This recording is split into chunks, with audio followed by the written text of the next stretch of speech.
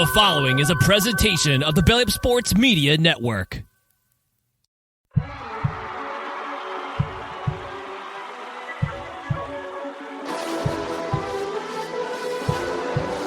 ball sends it over to Edward Robles. Goal! Insert name FC!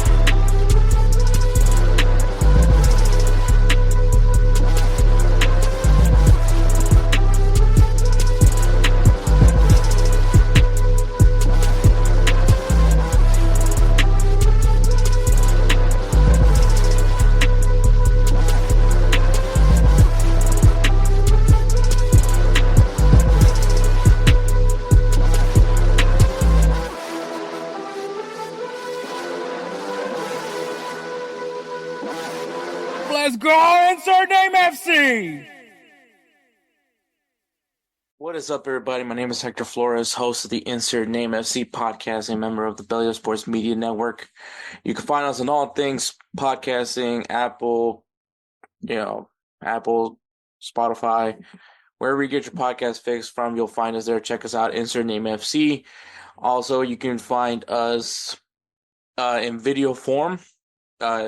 So full episodes of this podcast, full video episodes of this podcast is available on the Belly Up YouTube channel. So if you guys want to see the full video version of this episode, that's where you can find us. So go ahead and check out Belly Up's YouTube channel. Please subscribe. Make sure you guys like the video as well. Thank you. That'd be very much appreciated. Short videos from these episodes are also available on our YouTube channel at Insert Name FC.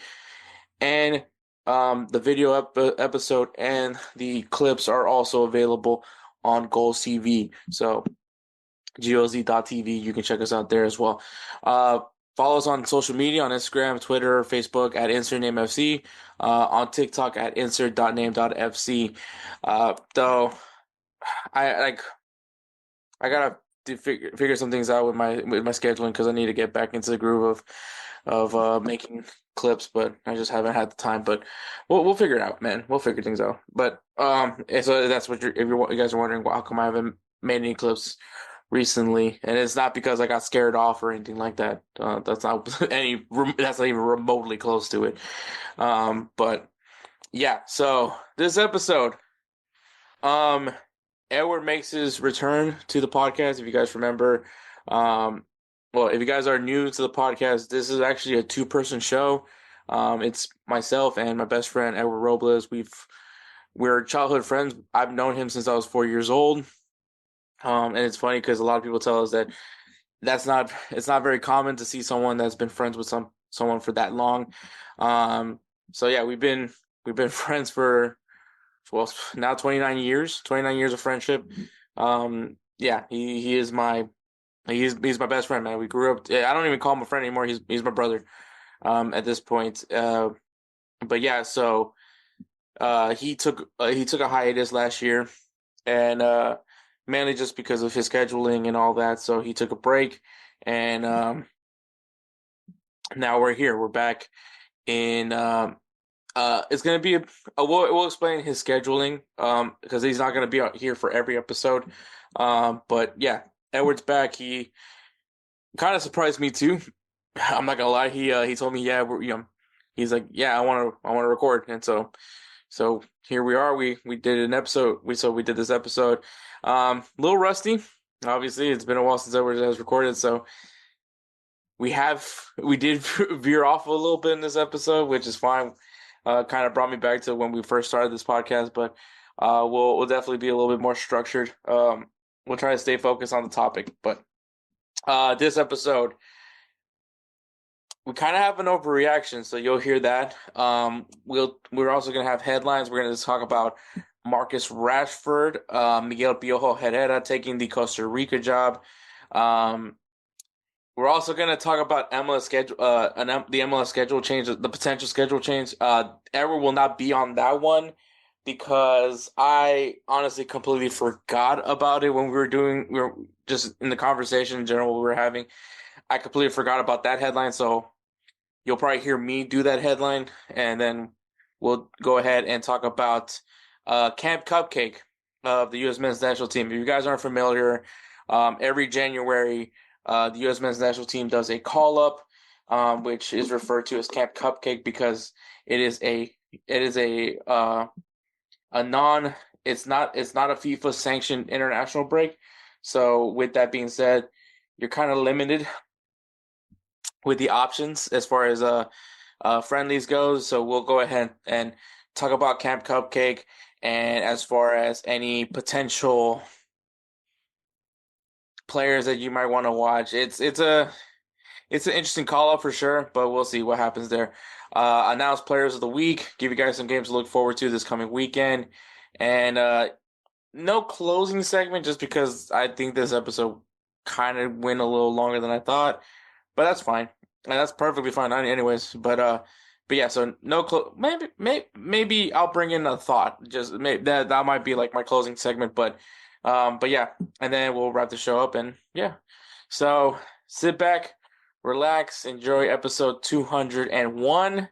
And hey, Edward's back. So if you guys are familiar with Edward from from previous Insert Name FC episodes, I'm sure you guys are excited. But for those of you who are not familiar with Edward, well, here's your chance to enjoy Edward. So, but yeah, so we'll kick things off with essentially some sort of overreaction. So we'll go in there. Let me tell you guys about Belly Up Sports. Belly Up Sports is the internet sports bar. Go ahead and check out their website, www.bellyupsports.com, to read some great articles from great writers all across the country, from hockey, baseball, golf, soccer, you name it. Belly Up Sports is the premier, not your average website. All right, guys, we have headlines, and if you're watching the video form of this episode, you notice that there's a certain Timo Werner with the Insert Name FC logo over his face appearing on my side, and that's because Edward's back. Hey, and by the way, hate you for that still, for the Timo Warner thing. But no, not really, not really. Oh, Yeah, as far as I know, I don't think he scored a hat trick yet, so not yet, not yet. Yeah, he's gonna have to either go to Saudi or to the Saudi League or I mean MLS I, somewhere. He might hit a hat trick. He might I or had Sunday to League. I actually had to look it up to see if he was still with Tottenham, and yes, he's still with He's still Tottenham. a ton, but isn't he on loan He's somewhere loaned to Tottenham. from Chelsea, right?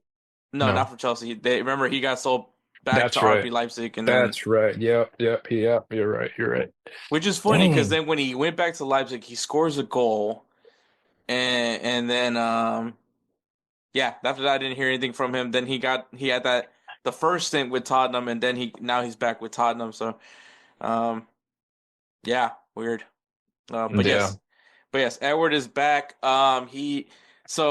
He's not going to be on every episode. He's actually going to be essentially in every other episode, and that's because obviously single father of twin boys. So Yep. so My schedule's been very hectic, but you know what? I wanted to make time for the show, so I talked to Hector. We talked it out, and yeah, I'm happy to be back.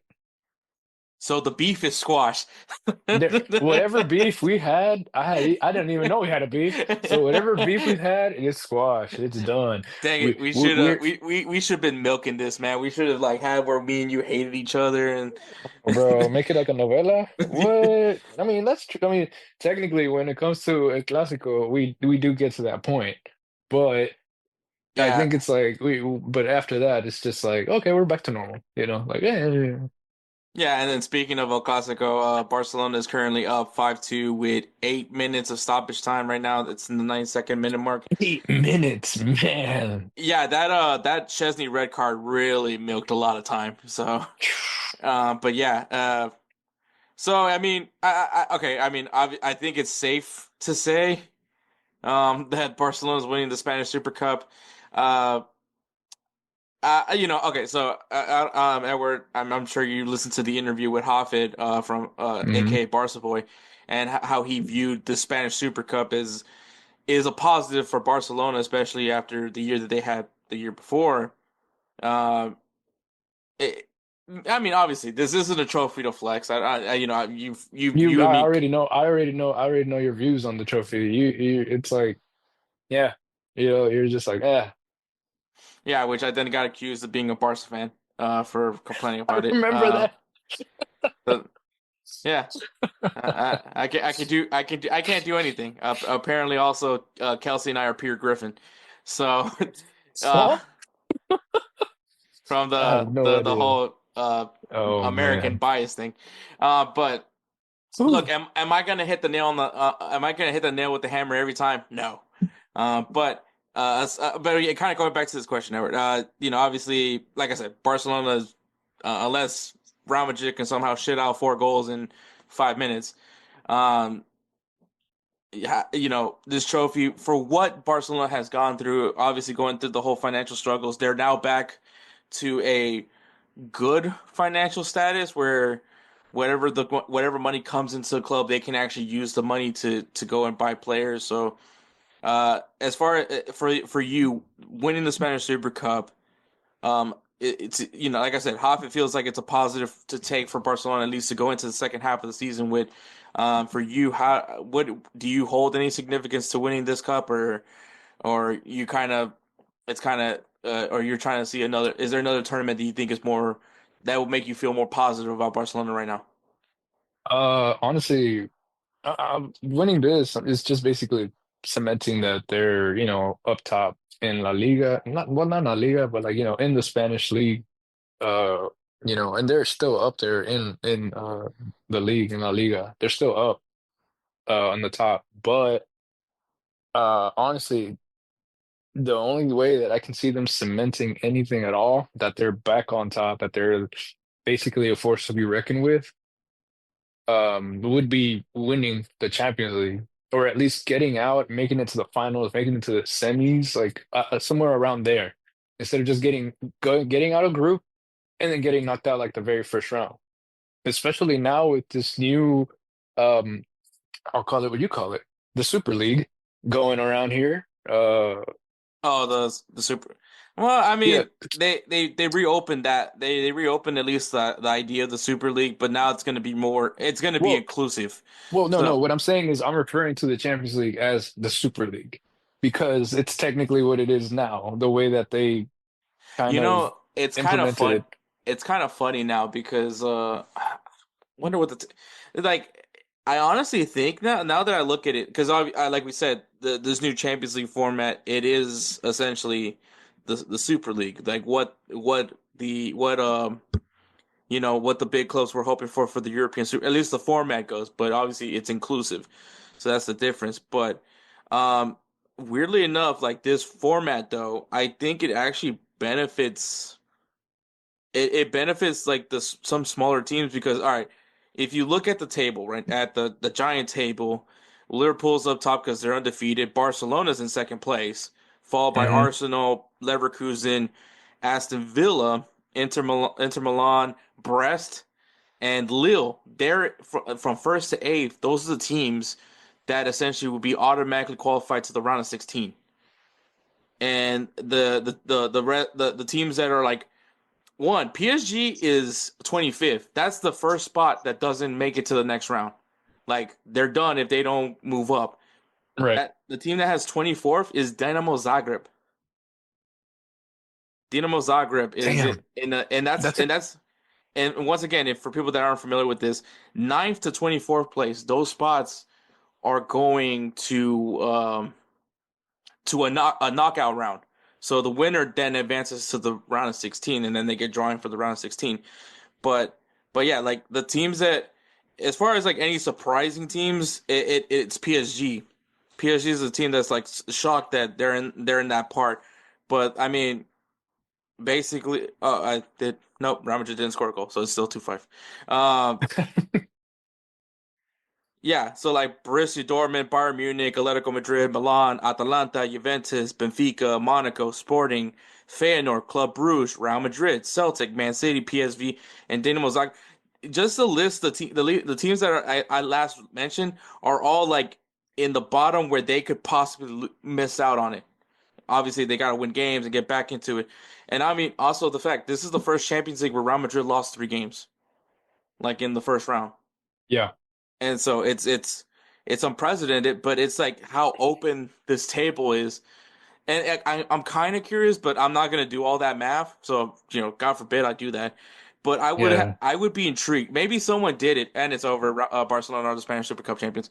Um, I would be intrigued to see like if you put all like everybody's all the teams from last year from the group round. Obviously, when they used to still do groups, if you were to put them all on the giant table, who would be those teams that are up top? Because we've seen it plenty of times where a group that has just the second place team was just god awful, but they yeah. made it, got enough to just make it to the next round. Um, I would be intrigued to see like who would be in that top 8 spot, and then who would be in that playing for our knockout round. Once again, I'm not doing that. That's a lot of It's a Excel, lot. It's a lot of processing and like yeah, a lot of but it like would. to do it just in one fell swoop. Like we'd have to sit down, take our time, and do all that right now. But just off the top of our head, So this is like what Hector's going on with. yeah, and so I think what's interesting enough is that this format kind of helps out the teams because I mean essentially what this Champions League format is, you're guaranteed 2 games against a top tier club. Hmm. So whatever's in that group that in that first pot, which is all the league winners and all that, and then pot B still good team, just maybe we're runner up. That C tier maybe it's a mid team, and then the D tier is obviously like you should probably beat the crap out of this team. And weirdly enough, like because you're doing that, it actually evens out the playing field a little bit. Because you're gonna, for Real Madrid's case, they had to play against AC Milan and Liverpool, um, who they both lost to. So I think weirdly enough, these big clubs were hoping to get more money from playing more game, more going further in the tournament. They probably would much rather have been in the group stages, but um, yeah, I think that I've actually been liking this new Champions League format. Yeah, like you said, it's the Super League. It is the Yeah, European Super League. it's pretty much yeah, the European Super League. But weirdly enough, it actually helps out the smaller teams because like I Yeah, mentioned, it does. Aston Villa. And Yeah. I'm not saying Aston Villa is bad, but I mean if They're not a team that they're not top four or top six. like Like where they're the always like mid-table. Sometimes they're really low table. I think Aston Villa at the moment, they're currently eighth in the Premier League. So like yeah, so they wouldn't have made it. I think they wouldn't have made it right now if it was champions, Top four teams I think in the EPL are the ones that make it, and then the fifth place, I think it goes to the um not the Champions League, but the Super Cup. yeah. Yeah, they make it to that. So eighth place, they wouldn't make it, period. But with like you said, this new format, it gives them a little something something. No, yeah, exactly. Like I think yeah, this opens up more opportunities. Like the group stage, like honestly, the when they did have groups, it did favor because obviously if you're that big team playing, like for instance Real Madrid, somehow always got Shakhtar Donetsk, maybe Inter Milan, and then I don't know third team out. Let's just throw Benfica in there. Um, I mean Inter Milan would probably be your tougher opponent, but you got 2 matches with Dinamo with Shakhtar Donetsk, and then you have 2 matches with Benfica. So like Hmm. you're I'm not gonna say you're guaranteed 4 wins, but you're at least a draw or better, if you will. And then depending on how you do with Inter Milan, it just depends how you play against them. But either maybe you come out with a win and maybe 3 points with Inter Milan, but still a good a good amount of points that will put you on top or at least in that second place position where you still go to the round of 16.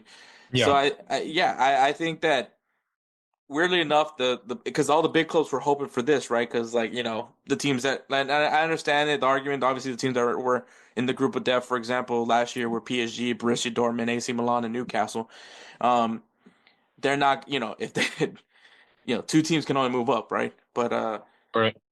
so funny enough, I think that even though at first I was very hesitant, here we are, and I'm actually kind of liking what I'm seeing, even as a Madrista having to watch Real Madrid flirting in that bottom part, but Oh it yeah. No, well, but they're it's still to me enjoyable because it's now a very much open competition. yeah. I mean, the fact that PSG is all the way at the bottom, it's not like they can't come back out. You know what I mean?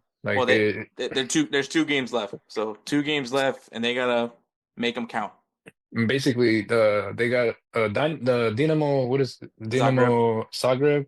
Basically, they gotta just mess up royally, and then PSG, like you say, can't mess up those games.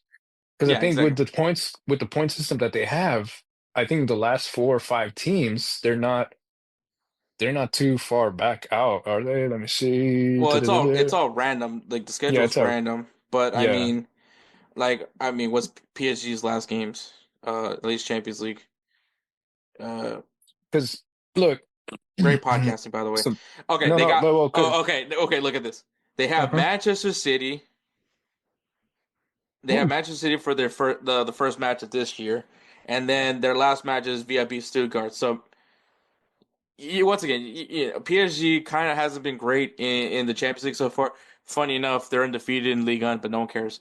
But yeah, you got Man City, who I don't know. Since the year started, they look completely different from how they looked the year, like the first half of the season. So I mean, I still think that that's not a team you sleep on. And then VfB Stuttgart could be frisky, So I think you maybe hope that that VfB Stuttgart has kind of more, and they're in the top part of like at least the knockout round. So they're at least going to be moving up to the like to that one knockoff round to see who goes to the round of 16. So at least there's that for them. So maybe they'll be like kind of we don't really need to play this game because we have nothing to play for unless there's an opportunity for them to get into the first of the first between first and eighth place. Then that's a whole different story. But that do I see that happening? I don't know. I don't really think so. So PSG is kind of like Man City is going to kind of be a tough one for them, but hoping maybe that VfB Stuttgart is meant at that point is checked out because they've either secured their position or they don't have a shot at getting eighth place. So I think that it's just going to open up some opportunities, but I think PSG has quite the road ahead of them in these last 2 games. Yep. As far as the Champions League, Dinamo Zagreb. Man, this is probably the first time I ever looked up Dinamo Zagreb in my life. Um, well, they had that one coach that went to jail. But Well, what I was oh, gonna say, they got Arsenal and AC Milan. well, So, okay, so what I was gonna say is Man City right now is like 22nd, they're 22nd place apparently, yeah, and so in they'll be playing, yeah, they'll be playing they're in the playoff spots. and they're gonna want to keep that spot or at least improve it. But They want to. I'm pretty sure they're gonna try to improve it. They're gonna yeah, try to work on that. for sure. I'm not necessarily too worried about it. But like I said, PSG has quite the road. It would be hilarious if they don't make it, especially when you see Lille and Brest doing Oh fairly yeah, well in the Champions League. So I think that would just it's like, oh man, PSG can never figure it out. Uh, right. but I don't know. I'm really kind of intrigued right now with Champions League just because of at first I thought this format was gonna suck, but now I'm kind of liking where You're things are going. excited. Yeah, you're excited I about at it. this point I actually have no idea who's gonna win the champ. I mean, Liverpool at this point seems like a really safe bet because they're just in a different level They're, right now. oh yeah, they're on a whole different kind of spiel there. Barcelona right now in the Champions League looks pretty good. I don't think that obviously the only concern is can they get that form back from earlier this year from the early in the first half because obviously second half Barcelona I feel like they kind of dipped off a little bit. Yeah, But I think hopefully well they just won the Spanish Super Cup so I'm pretty sure they at least have some confidence going in. Copa del Rey is starting to come on. There's a lot to play for Barcelona. I think that they're gonna have there's confidence right now if you're Barcelona. yeah. I I think mean, outright. That straight up. you You're not just beat it. lying. There's You just won El Clasico again in a blowout. So and yeah, I honestly, when you told me it was 5-2, I was like, huh? Because I'll be honest, like, had to deal with some stuff, personal stuff here at home. But I don't, I didn't put the game on.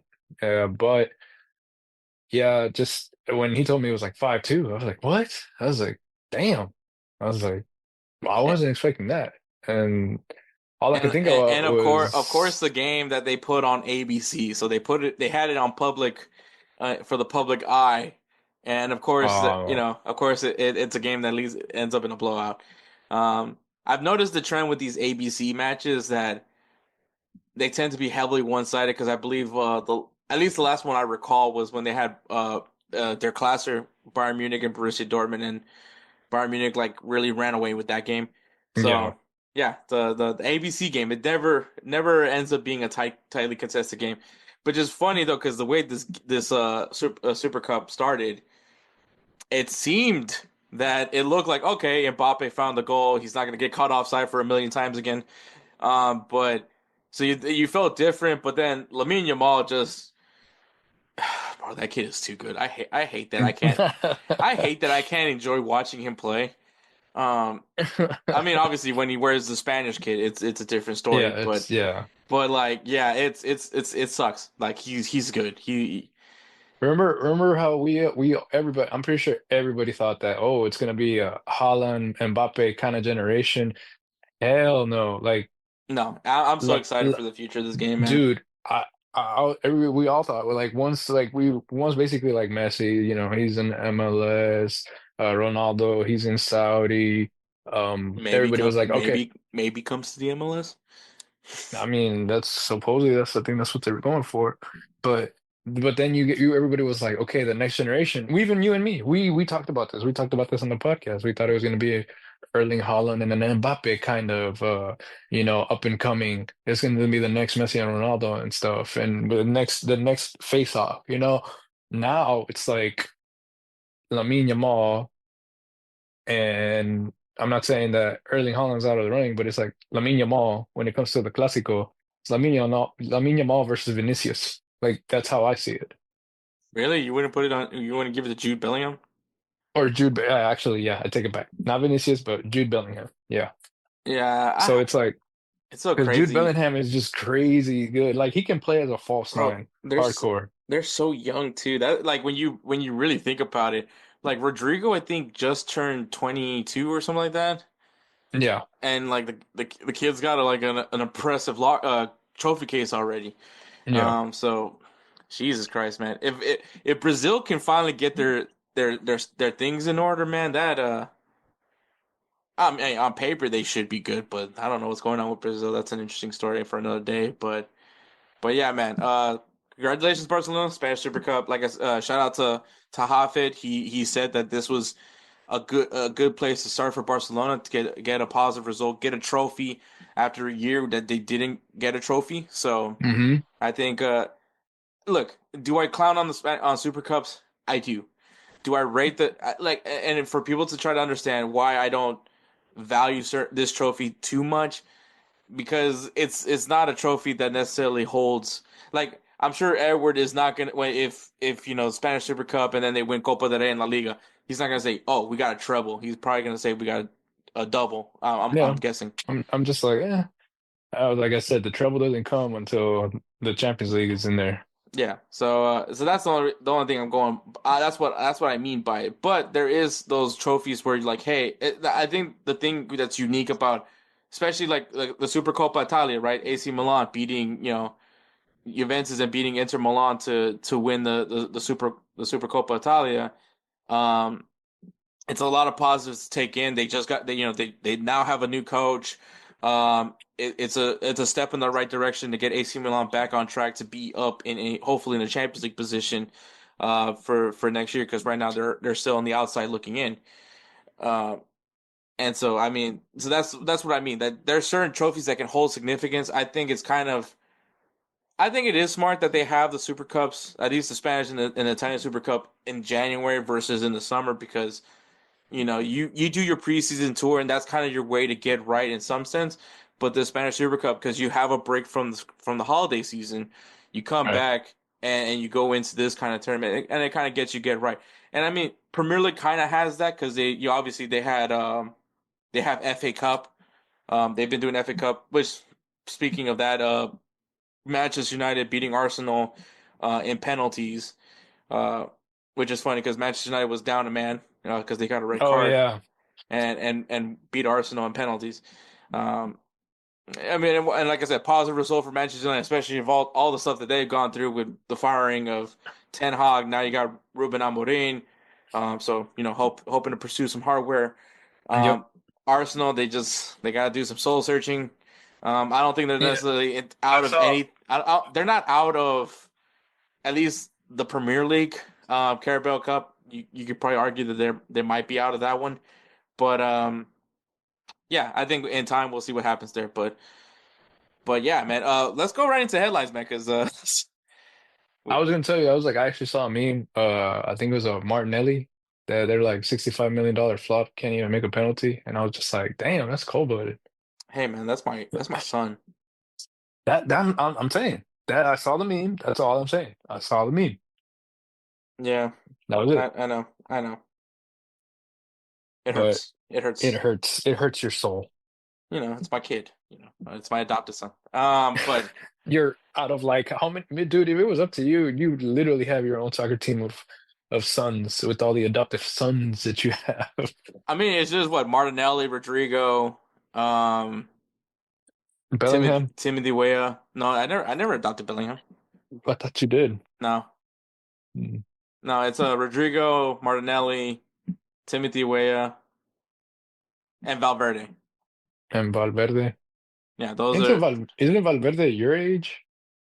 no. What? No.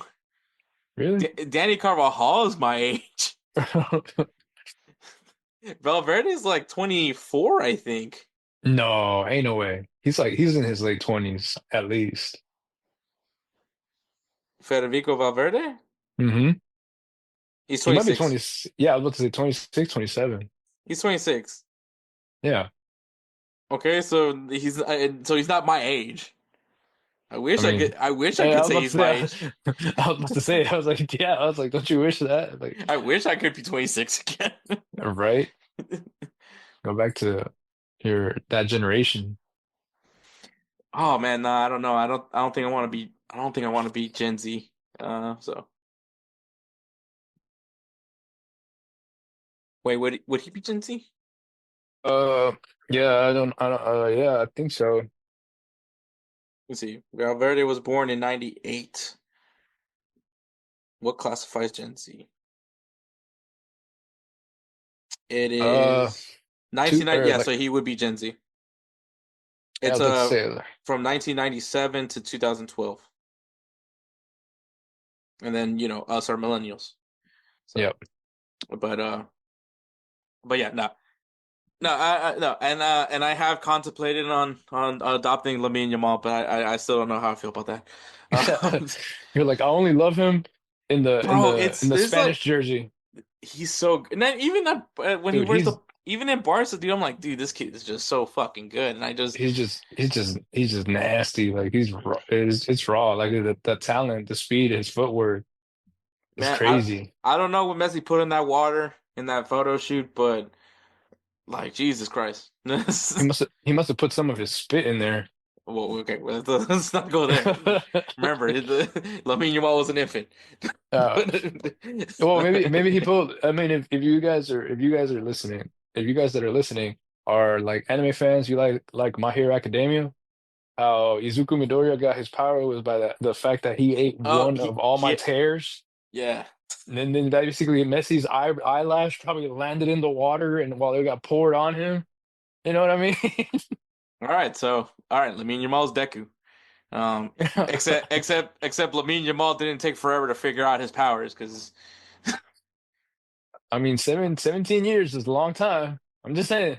yeah, but 16 years old and and actually doing well against like grown men.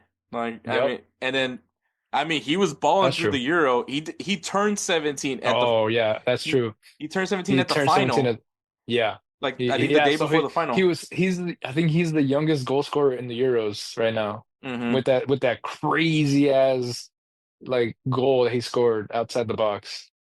I Bro, think that was like it was his first goal in the Euros. Of course, I don't think anybody was really expecting him to be scoring.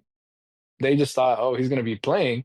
But as soon as he did that shot and he just ding, ding, like right in there, oh bro. And I think it was like 2 days. I think it was like 2, 3 days or 4 days that he was gonna turn 17. So he was like 16 and some change. Yeah, no, he's special. I mean, Yeah. yeah, and I mean this year for Barcelona. I mean, I will say I know for some Barca fans, Hoffa specifically, it has been overwhelming, and I agree. It's not a perfect season. Neither is it for Real Madrid. I mean, there's a reason why I think Atletico is well. I don't think Atletico's on top of the table right now, but I think it's because Real Madrid played a game in hand. But I think this is one of those weird years, and everyone knows like whenever it's a weird year in La Liga, it's somehow Atletico Madrid is the team that wins it. But I don't know, man. The way Hansi Flick has his team playing that high press, it works kind of well to what they have available for the team because they have a lot of pacey players. No, that's the Um, thing. It's like it's all about the youth. And the youth, all these guys want to do is just run. yeah, Like they so want to take the ball and run and so dribble. the high line works perfectly to what this Barca team has. But you know, and obviously Real Madrid is still trying to figure things out with Mbappe. And yeah, and I mean Atletico Madrid still very good team, plays very solidly, very sturdy, similar to Hmm. Diego Simeone. So Yep. I can't hate too much. I can, but not too much. But yeah, man. But all right, let's get to headlines. I think I don't know how far we've been in now, but we haven't even touched a single headline. Uh, Yep. all right, first headline, which and we mentioned Manchester United. Marcus Rashford, obviously at one point was viewed as a promising star for Manchester United and probably even for the English national team. Um,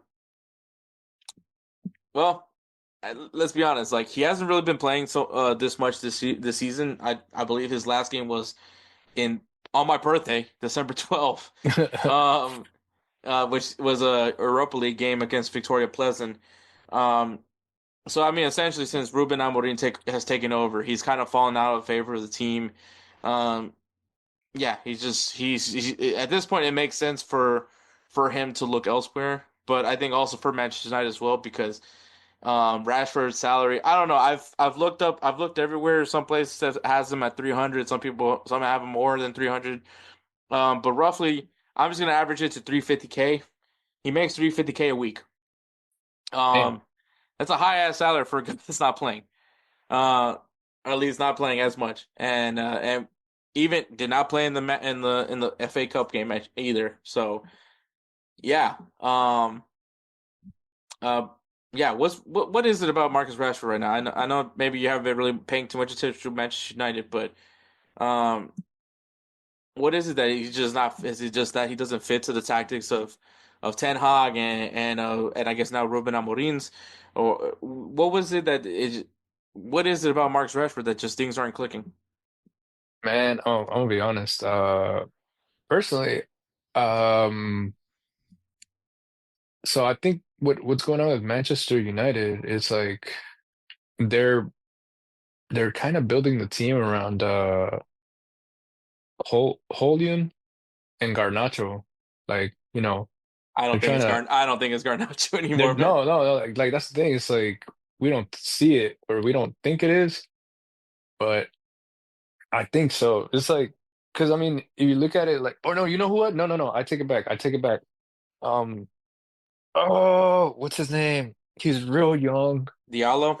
Diallo. There you go. That's what I was gonna say. I was like, I Diallo. don't think it's Garnacho. I think it's Diallo. Yeah, no, it's Diallo. Like I think they're trying to build like basically the wings all over again. The midfield, they're trying to build a team right around that. Holden just luckily he fits in the piece, and I think that's one thing where Marcus Rashford, what he brings is, I mean, I'm gonna be honest, he brings speed, he brings that dribbling.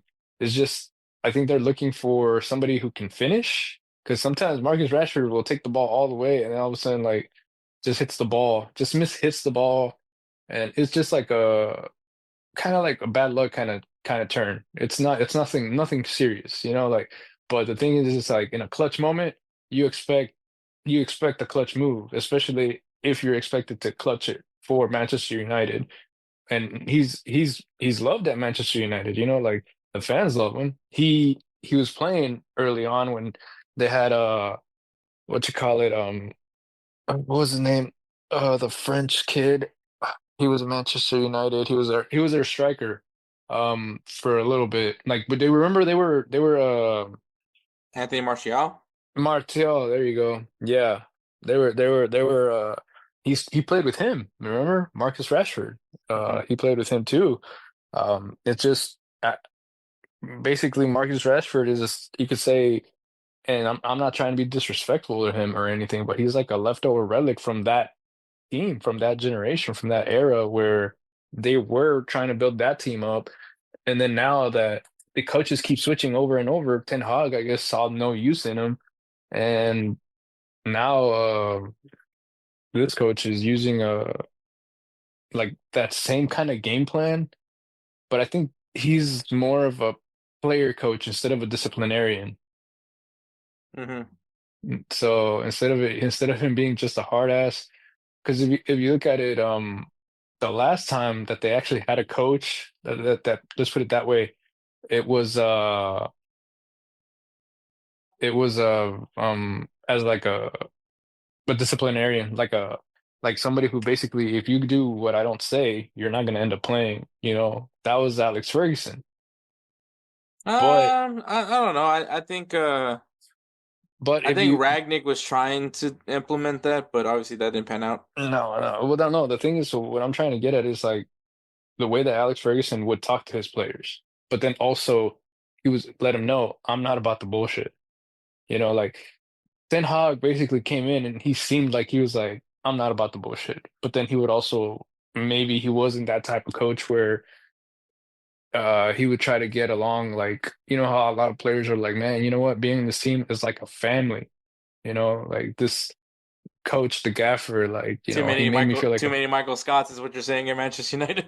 pretty much, dude. Like they're not trying to implement kind of like that, like a little bit of leniency. They're Hmm. they're trying to be too hard. And I think that's also a thing that's affecting Man U, where they hardly have that No, yeah, anymore.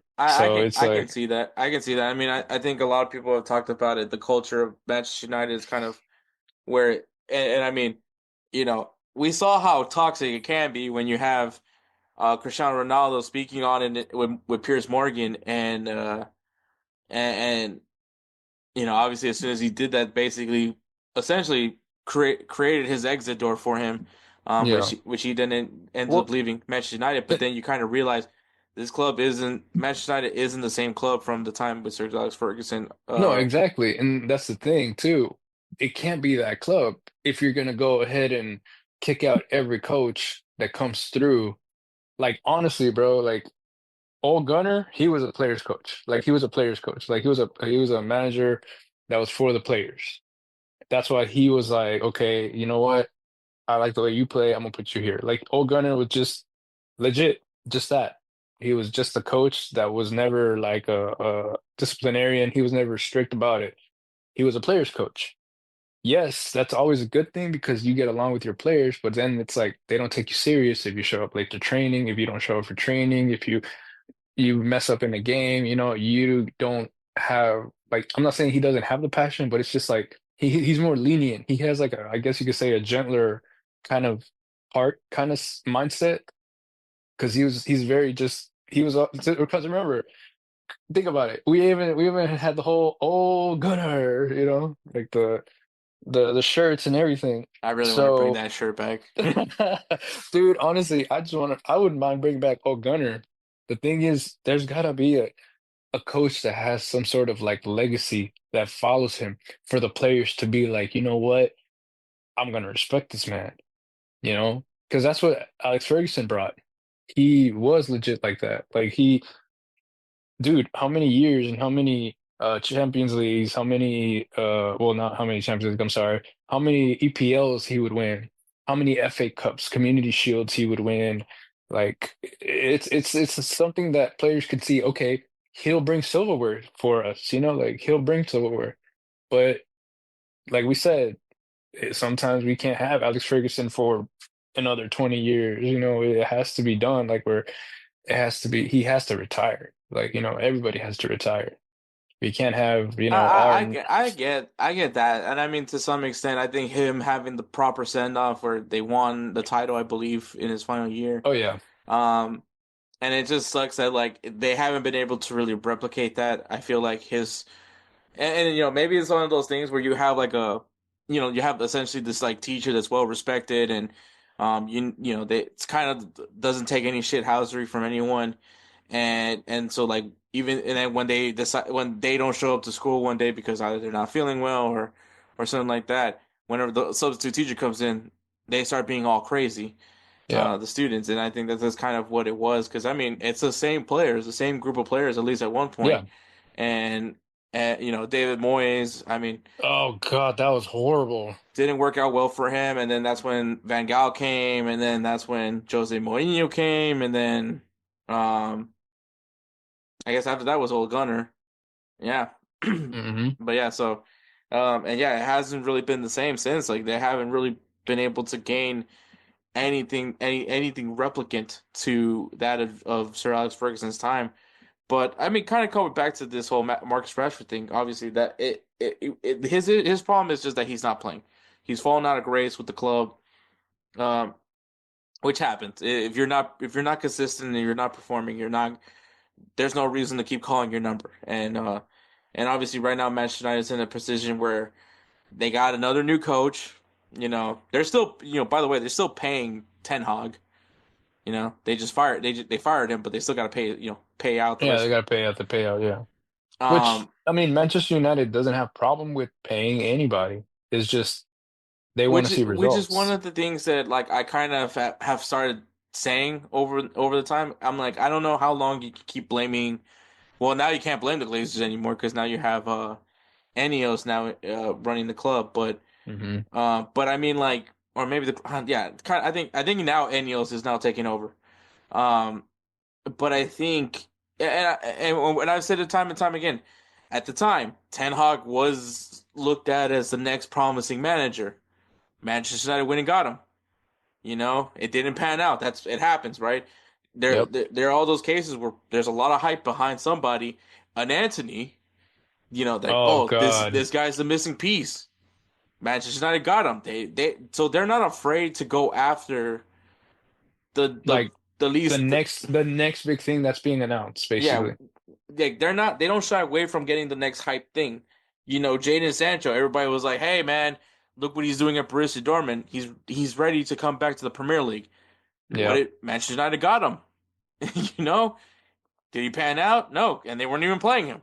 Um, Yep. Exactly. Oh that. Oh, what was it? Donny Van de Beek? Donny Van de Beek, yeah, that whole debacle. But once again, to me, like there's a bigger problem than just ownership and it seems to be at this point. I have no idea what's the issue. Is it the locker room? I don't know. Ronaldo tried to point out the flaws with it. People said he was crazy. Old man yells at cloud, and it's looking more and more like he knew what was going on. But like I said, coming back to Marcus Rashford because we're talking about his situation. Hmm. Um, yeah, his salary is just his salary is too high, and that's too much money for somebody that needs to He's get just on out, the bench. Yeah. be on the bench. And then if Manchester United wants to make moves this January for Ruben Amorim, because obviously they're trying to, I believe they're trying to go after basically a lot of guys from Sporting, because I think Inacio was the center back was one of the names. I don't know why they're going after him. I guess they don't believe in Delict too much. But Inacio, which I mean another strong center back option. So I mean, not necessarily a bad idea. I know the forward they've been rumored with the forward for Sporting, which I think, by the way, right now I think he broke Cristiano Ronaldo's record, by the way. I'm not entirely sure. In Sporting? Yeah, so Ooh, they're dang. they're thinking about going after him, but they can't really make moves when you have this guy on your payroll. Um, Yep. so so that's why they're trying to ship him away somewhere. But once again, that salary is too high for anybody.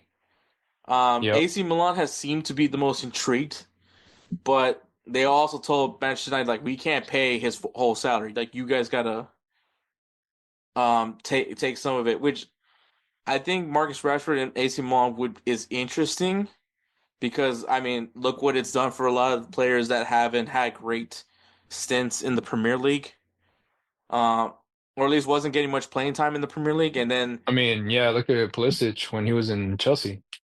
I think Christian Pulisic's situation is a combination of just him not being physically Healthy. available. Yeah. I think it's No, a I know. combination of that and just can't wasn't very consistent too much for Chelsea. Yeah. But Loftus-Cheek has come on to AC Milan. Kind of similar was a Chelsea player. Tomori, another Chelsea player, wasn't really playing too much with Chelsea. Goes on loan with AC Milan. AC Milan was like, we like this guy, keep him here. Now Chelsea's trying to is prepared to spend a lot of money for him. So full circle moment on that part. But it seemed to be working out well for them. Is it that Serie A is a lesser league? I don't really know. I feel like I've enjoyed more Serie A matches than I've enjoyed Premier League matches so far this year. But I think it could be a good start for him. The only issue is that where is Marcus Rashford? If Marcus Rashford is going to play, where is he going to play? Because you have a lot of attacking options, by the way. I'm not going to say all their names, but Rafael Leao, that I mean, he needs to get in some sort of form. I know he has 12 goal contributions from the first half of the season. Christian Pulisic is the hot guy right now, so I don't. He's not Christian Pulisic isn't losing his spot anytime soon. I No, he's think not. He's not. unless he gets injured, but he's been And at that healthy. point, But he's yeah, been he's been pretty healthy. healthy. Knock Knock on on wood. wood, he's been pretty healthy so far this year, so that's great. And Tammy Abraham, who's on loan from Roma, has also done quite well for himself. Actually scored a goal, I believe, in the Super Cup final. So, yeah, like where does Marcus Rashford play? Where do you put him in? I mean, I will say Christian Pulisic has moved in that 10 spot. They moved him around in the attacking third for AC Milan. He's played on the left, he's played on the right, he's played on that cam role. Is that an idea? Maybe having Rafael Leao on the left, Christian Pulisic at that 10 role, and Marcus Rashford on the right side, and either Tammy Abraham or Morata up front. Like, is that what AC Milan is thinking? But we don't know what they're thinking because first they got to be willing to pay that salary, and Yeah. I think that's right now the problem is that salary is way too high. But my concern for Marcus Rashford, if he wants to go somewhere where he's going to play, is AC Milan really that place for him to play? Especially Right. when you look at some of the other options for him, because Borussia Dortmund has mentioned interest, which some people were kind of finding that intriguing, especially because look what happened with Jadon Sancho last year, where Oh Jadon yeah. was loaned back to Borussia Dortmund, was part of the Champions League final, didn't win the Champions League final, but was still in the Champions League final. And now he's in his another loan, but now with Chelsea. Uh, so that's an interest. I think that's interesting. Uh, West Ham United. Um, I think it's a slight downgrade, but I mean, if he wants to play, that's definitely a place to be at. Napoli. I think Napoli is interesting because I believe not gonna try to say that guy's name, but the player from Georgia, the country Georgia, Oh, not the state. no, no, no, I know. I Yeah, yeah. I I believe can't say his name either. I believe he's going to. I believe he's rumored to go to PSG. So there's a spot open there for him. And I mean, Hmm. Antonio Conte, Napoli, looking really good, looking to contend for the Serie A. So maybe that's a good place for him. And Juventus is another team that's interested in Marcus Rashford. So while AC Milan is and then regardless of the fact, like regardless of what team they go to, Manchester United is going to have to bite a little bit of the bullet. They're going to have to be willing to pay part of that salary, a good chunk of that salary, regardless. Hmm. Um, but I think that the options are pretty interesting. I think for me, ideally would be Napoli. I think if that spot is open for Marcus Rashford to at least compete for, I think that could be a good place. Antonio Conte, I mean, we know what he can do in the Serie A, so I think that that's a good place for him to get back in the right mindset. Juventus, intriguing, kind of a dumpster fire right now, but Yeah. I think also not a bad place to be. West Ham United might be the most like I can confidently say he has a shot at making at least being on the starting 11. Hmm. Um, Borussia Dortmund, I don't know what the hell's going on over there, to be honest. I don't know. But and I mean maybe that's the right place for him as well. Borussia Dortmund has done a lot of great things for players that need just a second chance. Um, a second chance to prove their worth. So I think that that's not a bad place either. Uh, but yeah, I don't know. I really don't know where they go from here. I don't know if AC Milan's the right move for Marcus Rashford. I think it's intriguing. I just don't know where he's gonna play. But if I had to rank them, and this is just me, Edward, but I would put Napoli on top as far as a place where For him to land on, like yeah, for I him to think actually get play time, for him to get a decent. I'm not saying he's gonna get the whole 350K, but at least a decent pay. Like a decent pay where he could be like, I'll get my playing time, and I'll also get paid decently to play.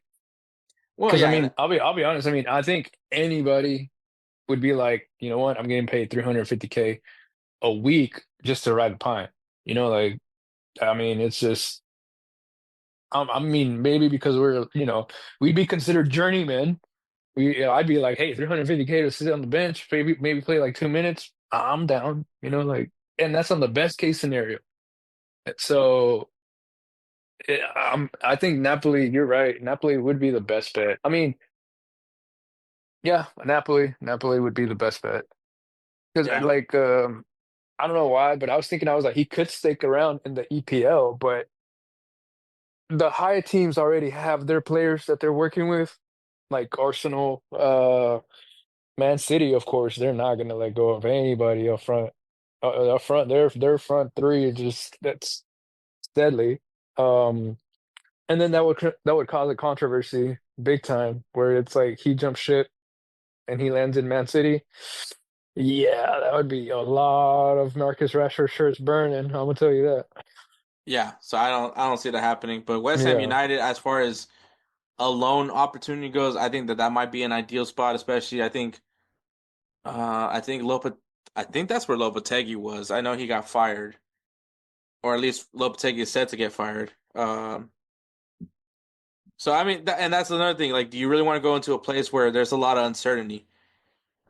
At the same time, I think that's another thing that is.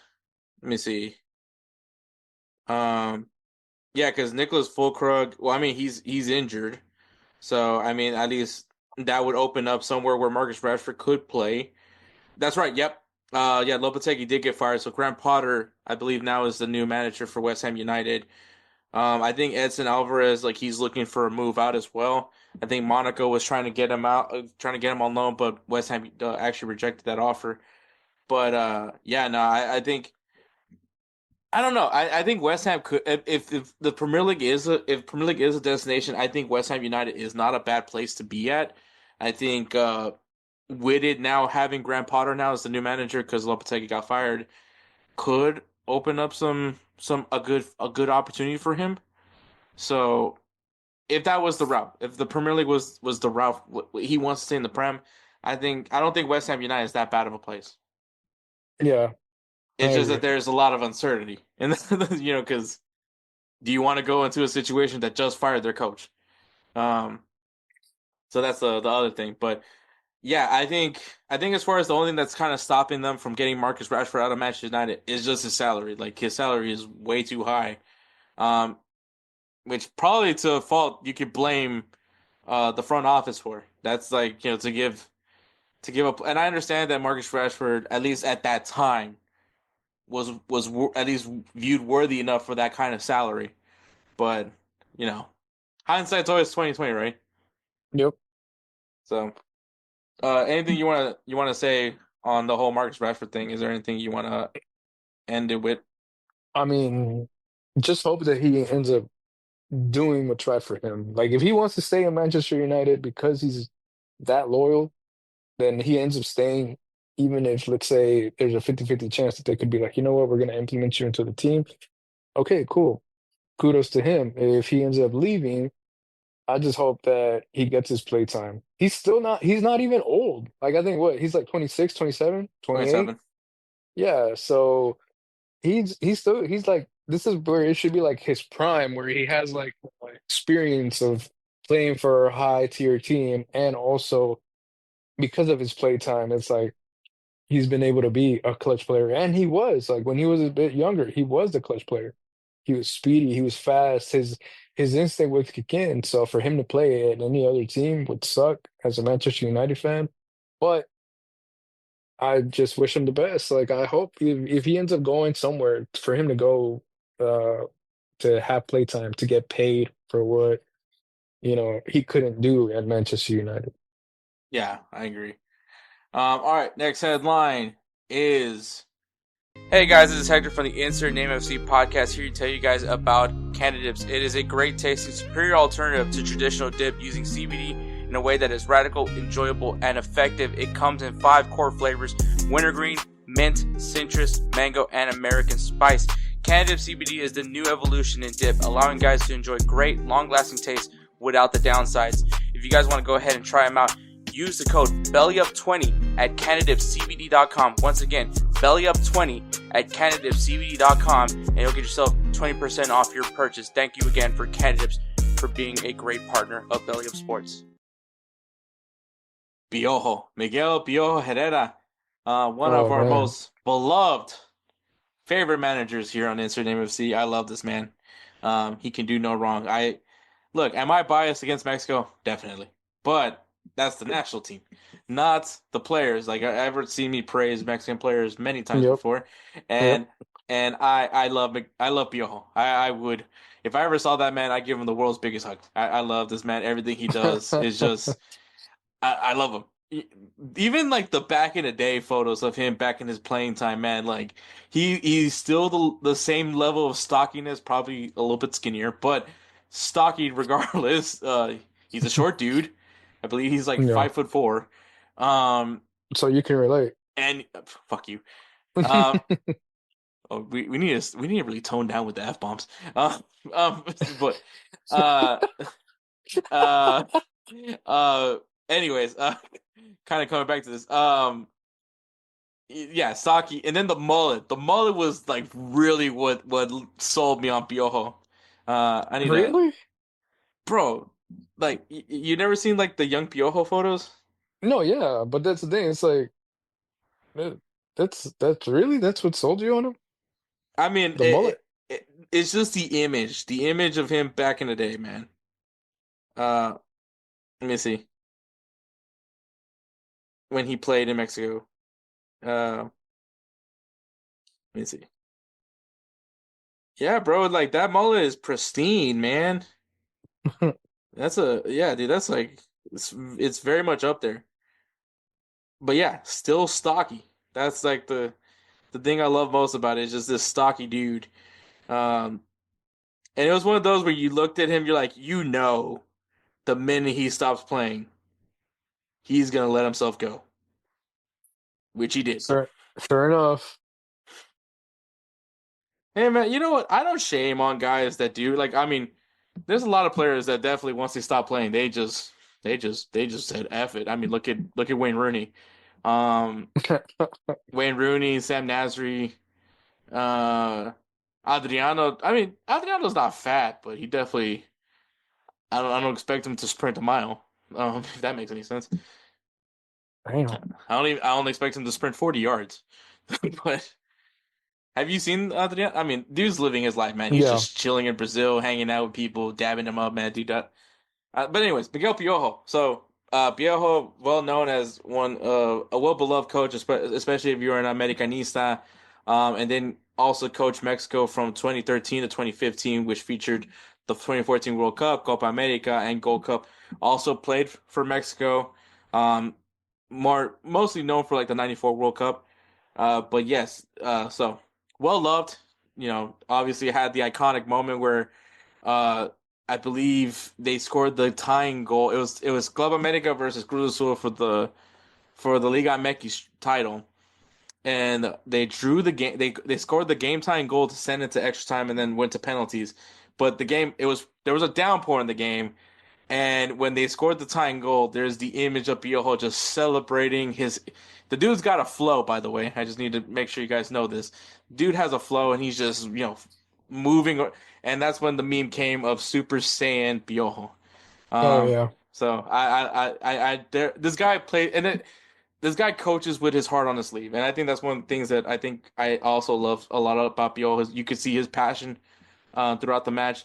But why am I saying all this? Well, he is now the coach of Costa Rica. What? Piojo El Tico. Damn. Yeah.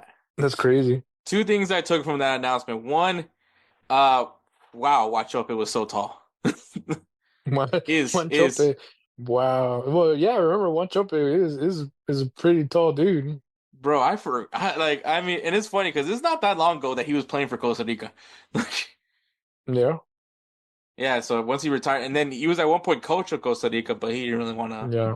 He didn't want to be there, but he's still with the Costa Rican national team. Um, Costa Rica, it's kind of an intriguing thing with Costa Rica right now because at least at one point was viewed as I would say the strongest Central American team, like Yeah. the best It Central was it American team. was the best Central America team. I think it was like maybe in 2000 and It was a run. maybe like 2002 for from either from 99 to 2002, 2002 to like 2006. And then I think it slowly started falling off when it was like 2014, they were the still 2010 pretty. the 2010 2014 because I think no after no but you 2014, know I feel. what no let me take it back maybe after 2014 they went down because that's when US started going up a bit. Mexico was going up. Well, no, um USA didn't make the World Cup. Remember that? no, I know, but that's what I'm saying. They were going up a bit. Like they were going just a little bit, working on their squads and stuff, like how that to what they have now. And then Mexico at the time, you had like a younger HH, you had Andres Guardado, you had Miguel Ayun, you had a pretty decent fucking squad. Like, and even if they were quote unquote older, they would still move, you know.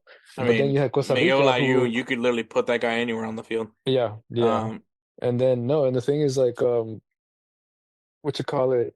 Um, in Costa Rica, the main player we would always know is Juan Chope. Juan Chope. That was always the one we would always know because he was always the dangerous dude there. And then I think that's what once I think what year did he retire? What year did he leave? well, he definitely wasn't on the 2014 team. I don't. No, I know he wasn't. Yeah. 2010. The Maybe 2010 was the last one. Korea, Japan, no? no No, that was 2010 22. 2010 2010 was 2010 was 2010 was South Africa. yeah, It might have been 2006 because 2006 was Germany and yeah, Costa Rica was there. I mean, Costa Rica is always like so when it came to the U.S., it was always USA, Mexico, and Costa Rica. Canada wasn't even in the conversation. yeah. Um, Canada wasn't even part of it. so it was Costa Rica, and then whatever if that fourth place team could either beat New Zealand or they couldn't. Um, but it was usually either well Honduras at that time was starting to have its kind of rise and I don't know what's going on with them now but essentially the three big teams from CONCACAF at least back around that time was USA. Well, I'll actually put it in a proper order. It was Mexico because no one was beating them at the time. USA and then Costa Rica. And if you wanted to be cheeky, you could flip USA and Costa Rica because Costa Rica was a pretty tough opponent Yeah, at that time. And they then were. obviously, then Keylor Navas comes into the picture, kept them pretty. And I think that team had a really good team because they also had, I believe, Ruiz was Ruiz, yeah, No, no, is Ruiz? Ruiz because he was Uh, the captain of. Let me see. They pull up 2014 Costa Rica because that's essentially the last like good team. The last good roster from Costa Rica. Which it won't let me pull that up. But yeah, 2014 Costa Rica, which had uh Okay, that's not helping. But Keylor Navas, Ruiz. I know Ruiz was. I believe it was Ruiz. Um, yeah, this was not helpful. Dang it. Let me see. 2014 Costa Rica roster. I don't know. Costa Rica squad. Okay, let's see. You're not giving me the squad, man. Okay. At 2014, at the time, was Keylor Navas, who played for Levante. Let me see who else was a good player. Oscar Duarte, he was pretty good at that time. Duarte, yeah, pretty good too. Joel Campbell, Joel Oh, Campbell, how could we forget Joel Campbell? I forgot he was actually. Brian Ruiz. At that time, he played for Oh, PSV. okay. Let me see anybody else worth noting. Um, no, that's basically it. But still that core of player, those three stars essentially, plus a very strong core of players and that 2014 Costa Rica team, that team went very impressively far. So I think, at that time Costa Rica was viewed as a very good dark horse team, maybe a team that could eventually win a Gold Cup. And then the thing that happened is just they got old and they didn't have any young Costa Rican players to come in and to step up and take those roles once those players. Because I mean, Keylor Navas is essentially retired from Costa Rica, so he's not playing for Costa Yeah, Rica anymore. So yeah, so that's pretty much this is a complete. I don't want to say completely new, but it is essentially like there's no one from that time period anymore for Costa Rica now. So they're still trying to find that now. Do they have players? Yes, because some interesting players to mention. We got Jalen Mitchell, 20 years old, center back from Feyenoord. I think that's an interesting player to keep an eye on. mm, Manfred Ugalde, I think very interesting player. Currently plays at Spartak Moscow, but a lot of people have some intrigue from him. And Warren Madrigal, 22 years old, and plays for Valencia, which take it with a grain of salt. But I believe right now he's currently injured. So they have some players, and there's still like a good mix of younger players. Will we see them play eventually? I hope so. Can Piojo get the best out of them? I'm not entirely sure. mm, It's not like look, I'm not gonna sit here and tell you Piojo's like the greatest coach of all time, but but but I think he's infectious. yeah, If that makes sense. Like I said, he coaches with his heart on his sleeve, and it like the players feed off of that. I think that's what made Mexico so good, especially 2014 Mexico. That 2014 Mexico team, they got robbed. This is the only time you're gonna hear me say this. But they got that's all the robbed. time. They got robbed big time by Arjen Robben. Uh, am I saying they're gonna win the World Cup that year? No, but it's I feel so bad for Mexico because that stupid curse. Because they can if no one knows what the curse is, it's the what's it called? El quinto partido, El quinto partido. the fifth game. Oh, really? Yeah, like I believe that's the curse. I it's because obviously they do well in the group stages. Um, and once for people that know about a certain video clip that pissed off a lot of people, I will retract the disrespect for Mexico comment. I'll retract that. Mm, Um, maybe not currently this Mexico players maybe doesn't get the same it's not the same like wow factor from like the previous Mexico players, but still. I retract my statement about that one, at least. But um, what am I trying to say? Oh, the Mexican national team curse. Like, so Mexico has the reason why there's at least a respect for what besides the fact that Mexico is a football country, a football nation. It's also the fact that like they've proven to beat a world beater. yep. Like they've been able to somehow beat Brazil. Um, maybe not Argentina, but they can beat Brazil. They've been able to go toe to toe with, and I mean, they started the World Cup. That 2014 World Cup was it 20, no 2018. The 2018 World Cup. That Mexico team beat Germany. Mind you, we Yeah, didn't that's true. realize the flaws that German team was going to have, but at that point, everyone thought Germany was going to win the World Cup again. They were going to go back to back in 2018, right? And Yep. Mexico goes in and beats them. And I would say handedly because that Chucky Lozano goal was this. It looked like he was playing against like a U14 side. Um, yeah, like I mean, Mexico has proven to be able to beat world beaters. So I like I said, I retract my statement about there's a disrespect for Mexican players. There is some sort of level, some sort of like hesitance with Mexican players, at least, and it's not because of Mexico player in general. It's just the fact that for some reason Liga MX doesn't let their players go to Europe for some weird reason. But that's another conversation for another day. Um, but there's a curse with Mexico. And that's I believe it's yeah, curse of the fifth game. That's el quinto partido. So that Hmm. is like one of the, and it's something that has been said many times. It's just for some reason Mexico cannot get past that fifth game, and and weirdly enough, if they would have been able to, depending on how that result would have happened against the Netherlands, they could have probably have passed, finally broke the curse of the fifth game.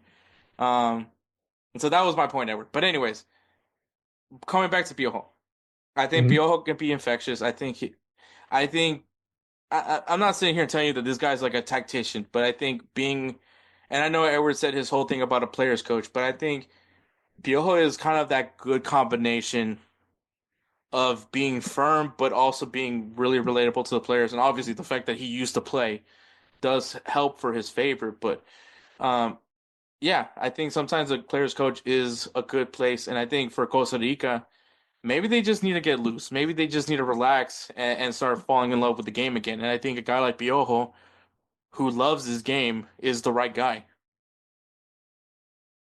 Yeah. And I'm just like, can you hear me? Yeah. Okay. Because I was like, it just went quiet, and I was like, can you hear me?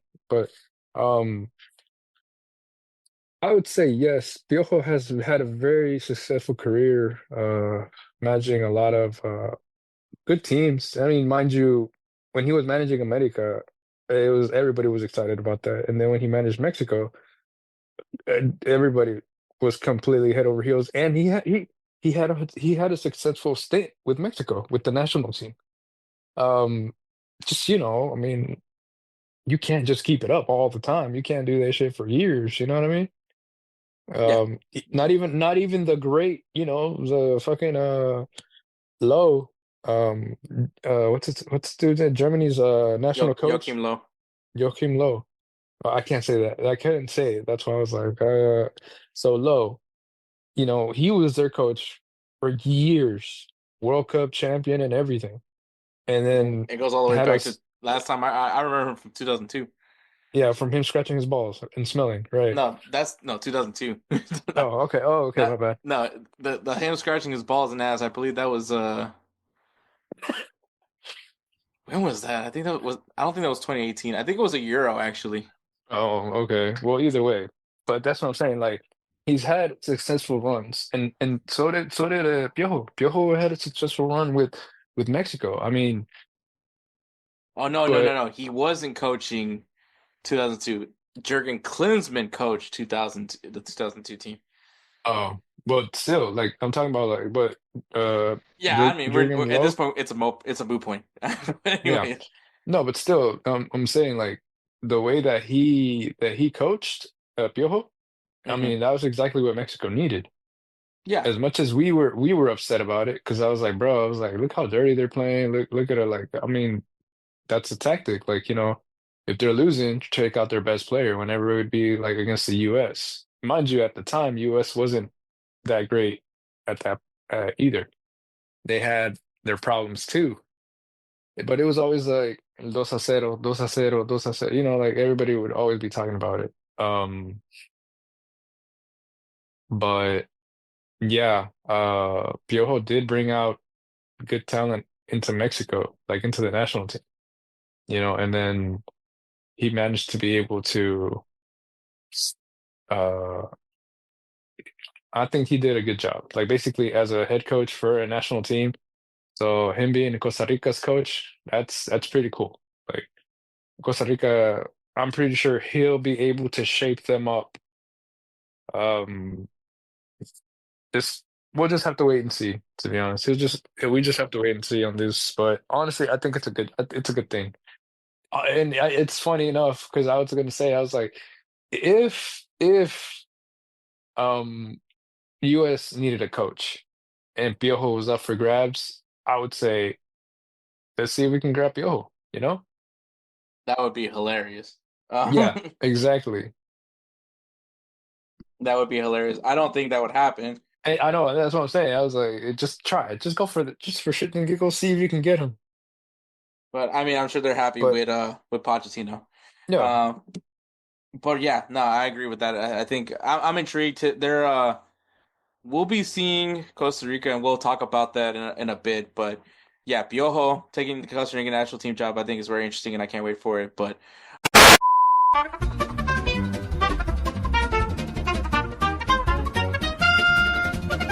all right, so I completely forgot about this part with Edward. We kind of just got lost in the conversation, and it literally just slipped past me in the headline discussion. But um, so this past week we had the MLS Media Day, which is where key players and the general managers and coaches come and do some media stuff for MLS, and they had some press conferences and.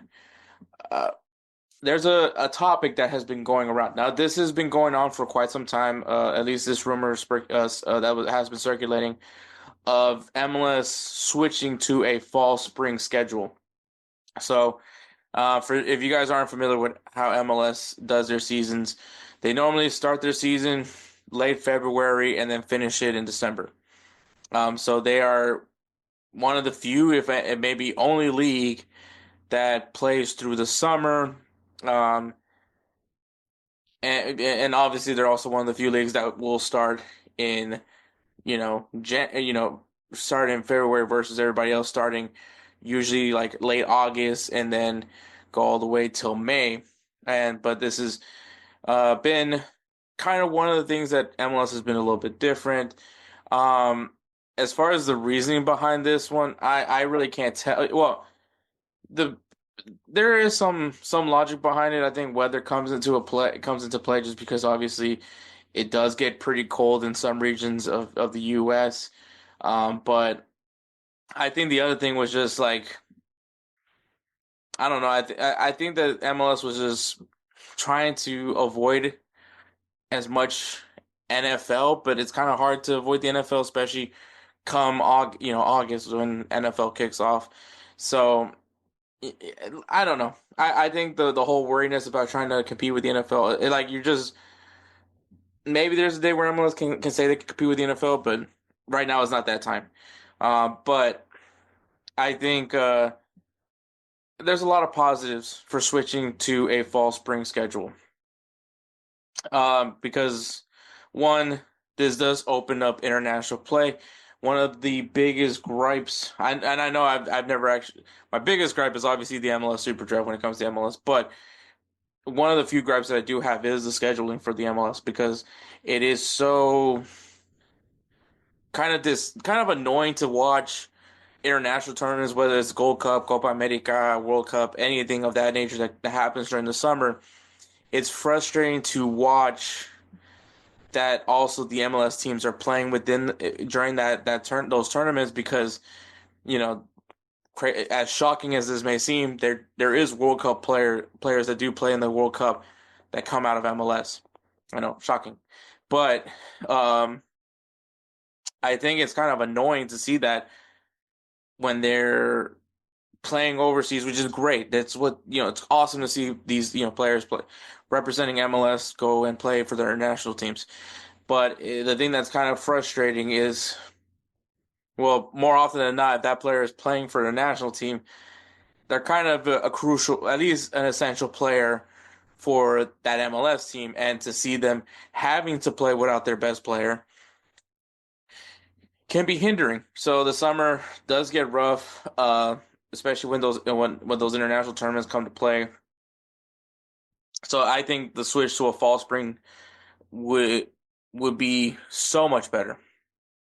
So I do agree with it as well. But I wasn't the only one, and not many, and not only the MLS fans. That there's some MLS fans. Well, most MLS fans do agree to this, but there's also coaches and general managers that feel the same way. A lot of things that were spoken positively of the MLS switching to this schedule came up. Many stating the benefits of not overpaying for a player in January. That was actually something that was mentioned.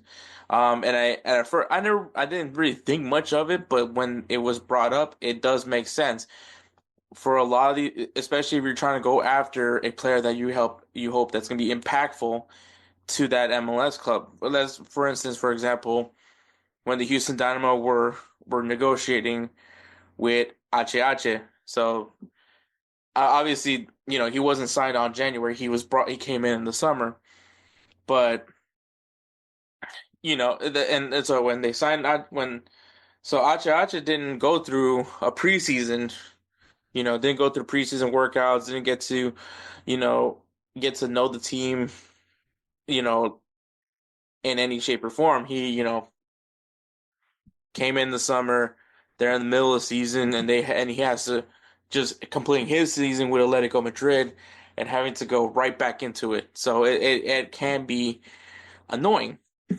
Like it just straight up, it can be annoying, especially for a player that has just gone through a season, and having to now continue playing. So and I know that we're talking about that's a little bit different, but I think.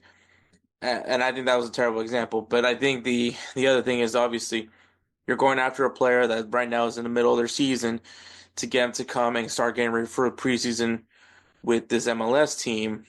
And those teams in Europe, they probably are like, well, we need this player right now, and I'm not gonna just let him go, all willy nilly just now. So you're gonna have to cough up a little bit more money. And whereas in the summer, that's where most teams in Europe are already doing their preparation for potential summer transfers, and maybe they look at that player like, well, we can replace that player, we can let them go, and maybe a lower transfer fee comes into play. So I think that does change, like things change because obviously when you're in the January transfer window, you're just looking to bring in a player maybe to, a few tinker. You're not going and buying a whole much mess of players. You're just buying one or two guys that maybe you need, maybe a missing piece to what's something that's left for that team, but it's never going to be like this massive. You're not going to sign like, sorry, you're not going to sign like 8 players or anything like that.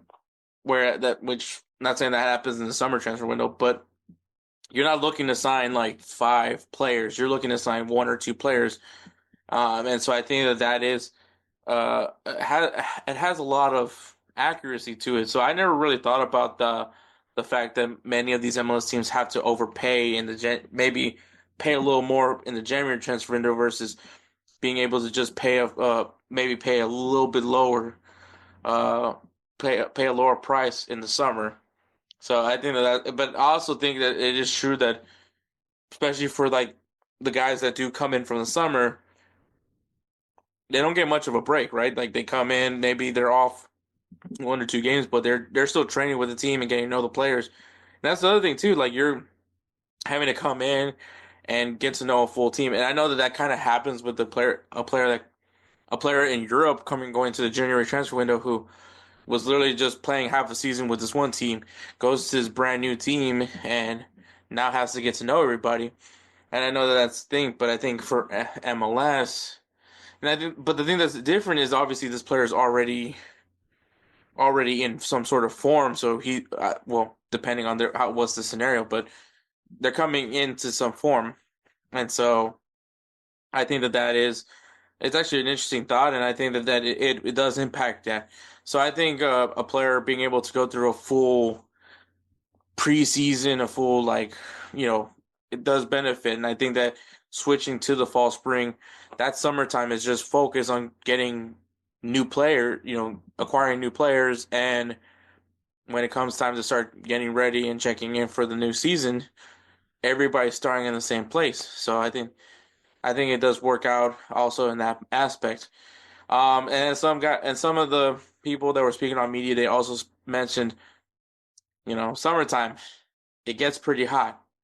Especially if you're talking about Texas, the Texas summer heats it's pretty rough. Like, I mean, I'll be honest with you, like the Dynamo have already like a terrible fan attendance when it comes to their matches, but one of the big complaints for the Dynamo is the heat, like how hot it is during the summer. So it's not a dome. It's an open stadium. So you're in the elements, and so the heat does get pretty bad. I mean, I think the club has done as best as they can. They brought in fans to help cool fans off. That's kind of overused words, but yeah, they brought fans to help cool down the stadium.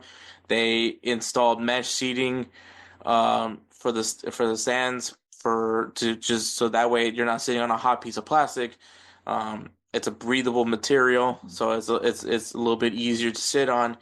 Um, but I mean, at the end of the day, it's still, at least for fans, it's rough. But I mean, you got to play in those elements. So especially in Houston, where you're talking about even at night, it's still going to be in the 90s and 80s. Mixing with that humidity, it does get pretty rough. And so I think, and obviously, that's when during the summertime, that's when you see those water breaks that happen usually around the 30th minute. So I think I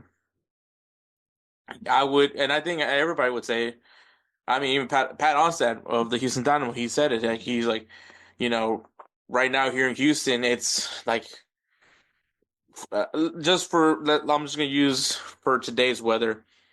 The lows were like 48 degrees and the highs was like 60 degrees, which I mean, like I said, to someone that's from a colder state or a colder country, that's shorts weather, right? That's a nice day for you guys. For Houston, that for people from Houston, from Texas, or for me, for example, I'm from Central, my family's from Central America.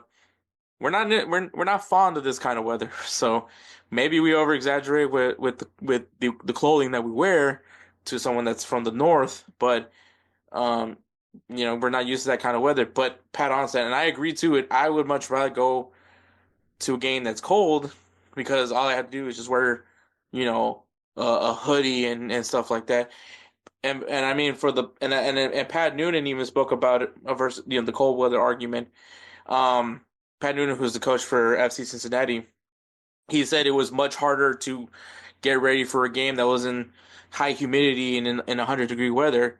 It was a lot tougher to keep a sort of tempo. Team players would get burnt out very quickly versus the cold weather where, yes, it's freezing, but once you're warmed up, the tempo is still pretty good versus having the summer. So if you had to pick the lesser of two evils, most of the coaches, I'm not saying all the coaches and general managers all picked the cold weather, but most did say that the cold weather was easier versus the summer.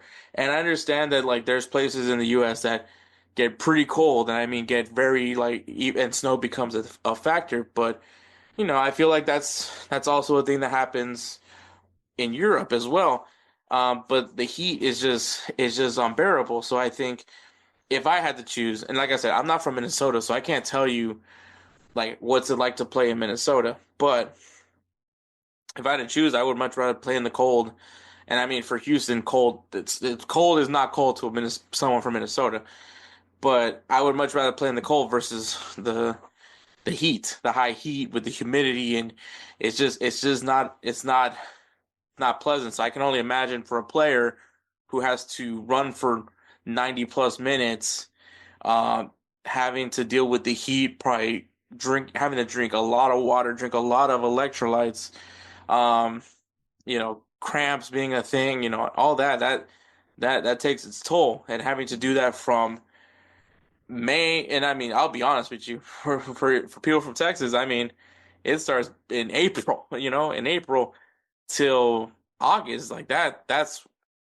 you're dealing with that. So, but it gets worse come the summertime. So June, July, that's when it's at its peak. Like you're seeing 120-degree weather.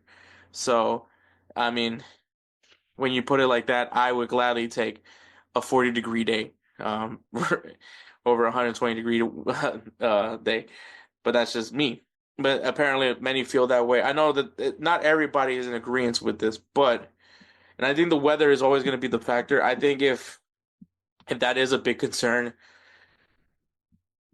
maybe those northern teams would probably not see many home games, at least in the. And I'm not saying like all the northern teams has to like can't have a home game during the winter. I'm just saying that maybe they'll have fewer home matches during the wintertime just to avoid any freezing temperatures. Like we're talking about like 0 and -20-degree weather. If that is a thing, but I'm sure that there'll be a plan in place, and I'm sure there's ways to warm at least the pitch. Obviously the stands is one thing, but I mean, I think making sure because the players are gonna have to go out there and still in shorts and I mean maybe a long having to wear a long sleeve underneath, but and gloves, but like aside from that, they're not wearing much else, but so yeah. I said it when they announced this rumor that I'm all for it. I think that this is the right way to go. Um, and I hope it does do. I hope they do make the switch because I think look at some point you want people to take this league seriously, and if you're it's kind of hard to sell this league, especially when it goes so much against the grain to the football fans, and I'm obviously talking about European football fans. Like it's and I mean like and I know people like I think the schedule isn't necessarily the worst thing, but I think if it falls in line with the rest of the world, it's not too bad. I think it works out in their favor, especially when you're talking about transfers and international play. But I think my biggest, I still say the playoffs is still going to be very much a thing. I don't think there's anything wrong with the playoffs because once again, like I said plenty of times, MLS has a weird job right now because it's to try to have a respectable league for the football fans, but also be able to have it make sense to Americans. And we're not talking about the Americans that love this sport, that love this game. I'm talking about the Americans that don't really like soccer or football too much.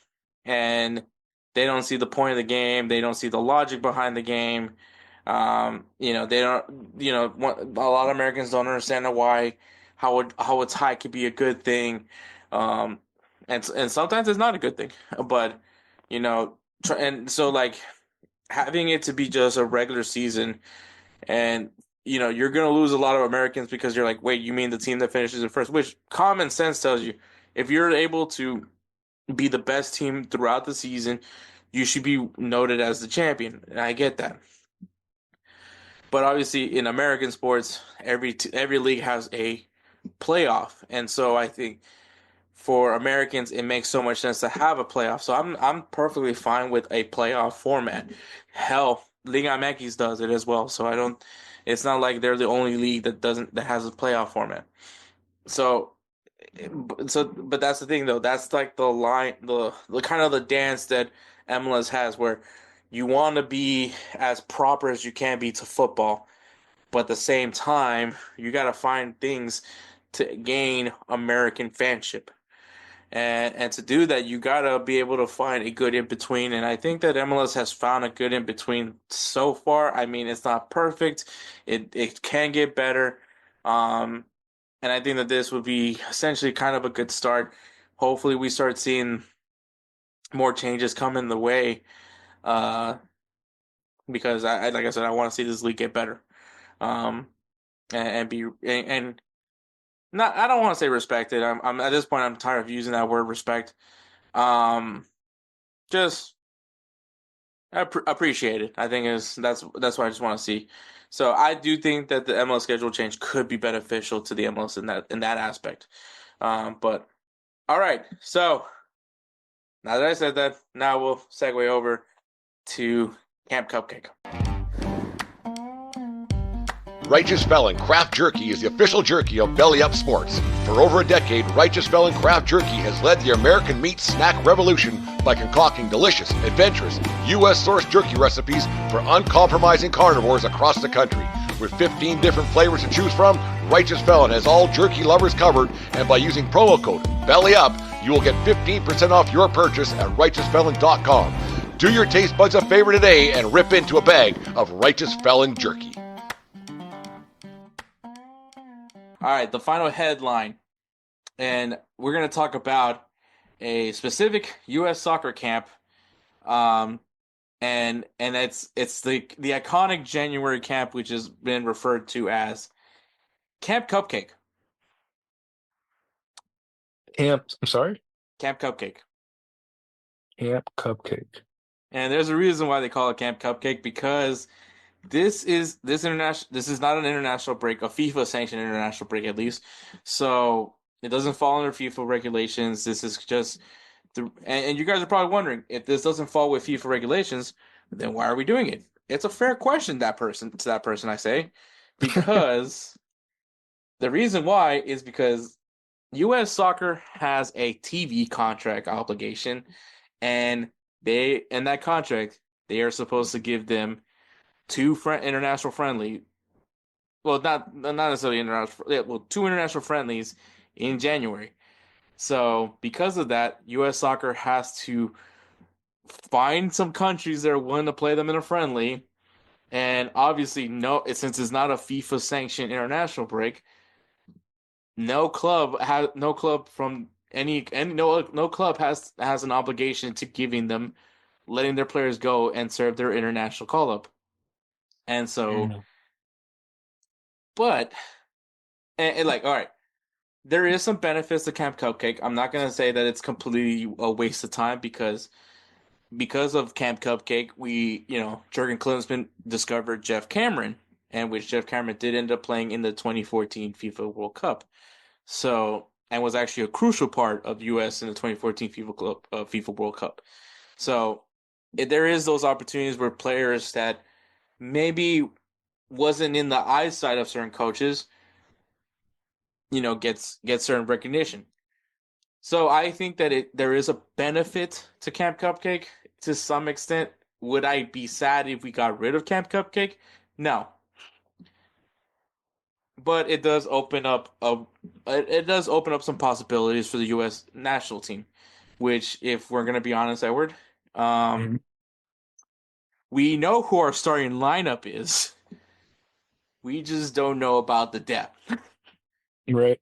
So I think for Camp Cupcake, at least for this instance, it works out. It works out in the favor of the U.S. men's national team. Now, who are the U.S. playing in this international break? Well, January 18th, they'll be playing Venezuela in Did you say January 18th or January 10th? 18th. Okay. I don't know why, but it sounded like you said January 18th on my end. All right. But go ahead, sir. In January 18th, they'll be playing against Venezuela in Miami, Florida.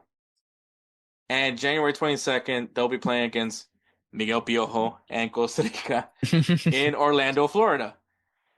Okay.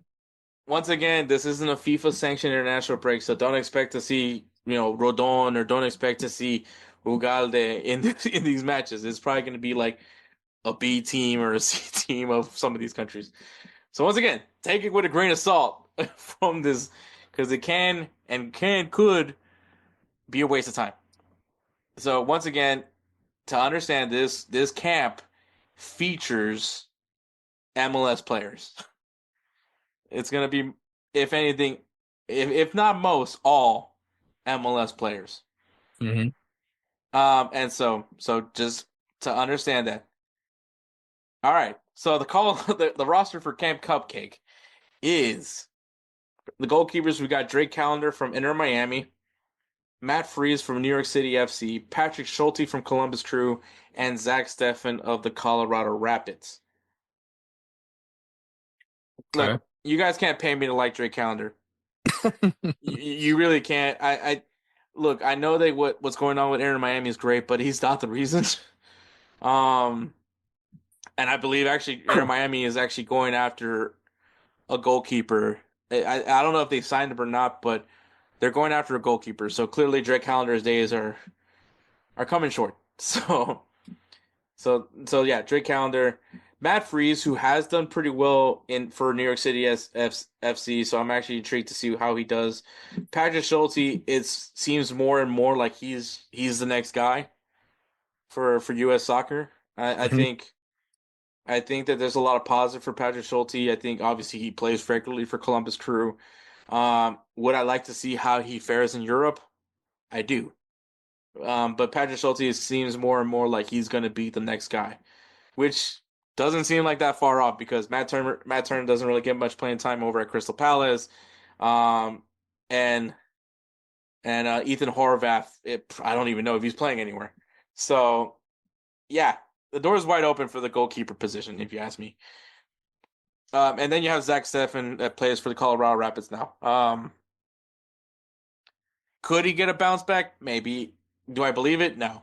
Um, I think at this point it's just his opportunity has passed, and I don't think maybe, like I said, maybe he's not old. He's like 30 years old, but I mean he is 30 years old. But I just don't know when you have Patrick Schulte, people still believing in Gaga Slonina, and I believe Barcelona has a player named Diego Cochen, who is American and has been called up by the U.S. men's national team. Hasn't played a match yet, but still, I think, like I said, I think Zach Steffen's days are long past him, if that makes any sense. Gotcha. So, who do I want to see for the U.S. from the goalkeeper position? Patrick Schulte. That's who I want to see. I want to see him play. I want to see how he does as far as having command in the back line and how he once again take a game with a grain of salt with these games. Obviously, you're not playing against anybody's A team. It's not the Venezuela that we've seen recently. It's not that team. Um, and Matt Freese, I'm a little bit intrigued by Matt Freese, but I just want to see Patrick Schulte. If I don't see Patrick Schulte in the starting lineup, I'm probably not going to watch the game. Which I'm lying. I'm clearly going to watch the game. It's probably just going to be on my tablet, and I'm just going to, watch something else. Yeah, right. But anyways, all right, defenders. We got Max Arfsten from Columbus Crew, George Campbell from Montreal, DeJuan Jones from the Columbus Crew, Shaq Moore from FC Dallas, just signed to FC Dallas, by the way, Jillian Neal from Montreal, Tim Ream of Charlotte FC, Miles Robinson of FC Cincinnati, John Tolkien of New York Red Bulls, and Walker Zimmerman of Nashville SC. No offense to Tim Ream, no offense to Miles Robinson, and no offense to Walker Zimmerman, but we need to stop calling these guys up. Yeah. I'm sorry, Tim Ream. I love you. I actually do. You made me feel proud of being in my 30s. But I just don't think we need to be calling you up anymore. We might see you in the Gold Damn. Cup. We might be seeing you in the Gold Cup, but you're not going to be part of the World Cup team. Like Damn. he's not going to be on the team. He's going to be like 36. And at this point, Miles Robinson. There was a time where I was excited for him, but now I don't. He hasn't been the same player since his injury. So yeah, I'm kind of done with Miles Robinson and Walker Zimmerman. I think we got all that we can from him at this point. As far as anybody else, like Jalen Neal, I'm excited for him. He's a promising player. He actually just moved from the LA Galaxy to Montreal, so I definitely want to see. I'm kind of intrigued by him. I hope to see him play a little bit. Shaq Moore, I have no idea why he's here. I feel like we could have got another player instead of him in this call up as well. John Tolkien, I think he's in that combination of I don't know if he's good or like I'm not entirely sure if he's good. That's where I'm at with John Tolkien That's now. where you're okay. Like I don't think he's bad, but is he good? is the next question. So that's where I'm at. Right, It gotcha. sounds mean, but that's really how I feel. And so the midfielders we got. So anybody that I really want to see, like I said, John Tolkien, I'm interested to see just because I want to figure him out a little bit more, and Jalen Neal.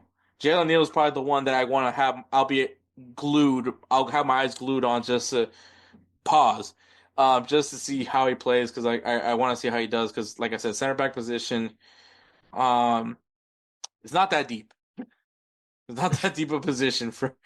I mean, literally, I just said I don't want to see Tim Reed, Miles Robinson, and Walker Zimmerman anymore. We're not that deep in that position, so. And as far as the guys we do have, like Cameron Carter-Vickers, like Chris Richards, Mark McKenzie, um, that's three guys. I literally just listed three guys. Like, yeah, we need the center back position to be a little bit deeper. Mhm.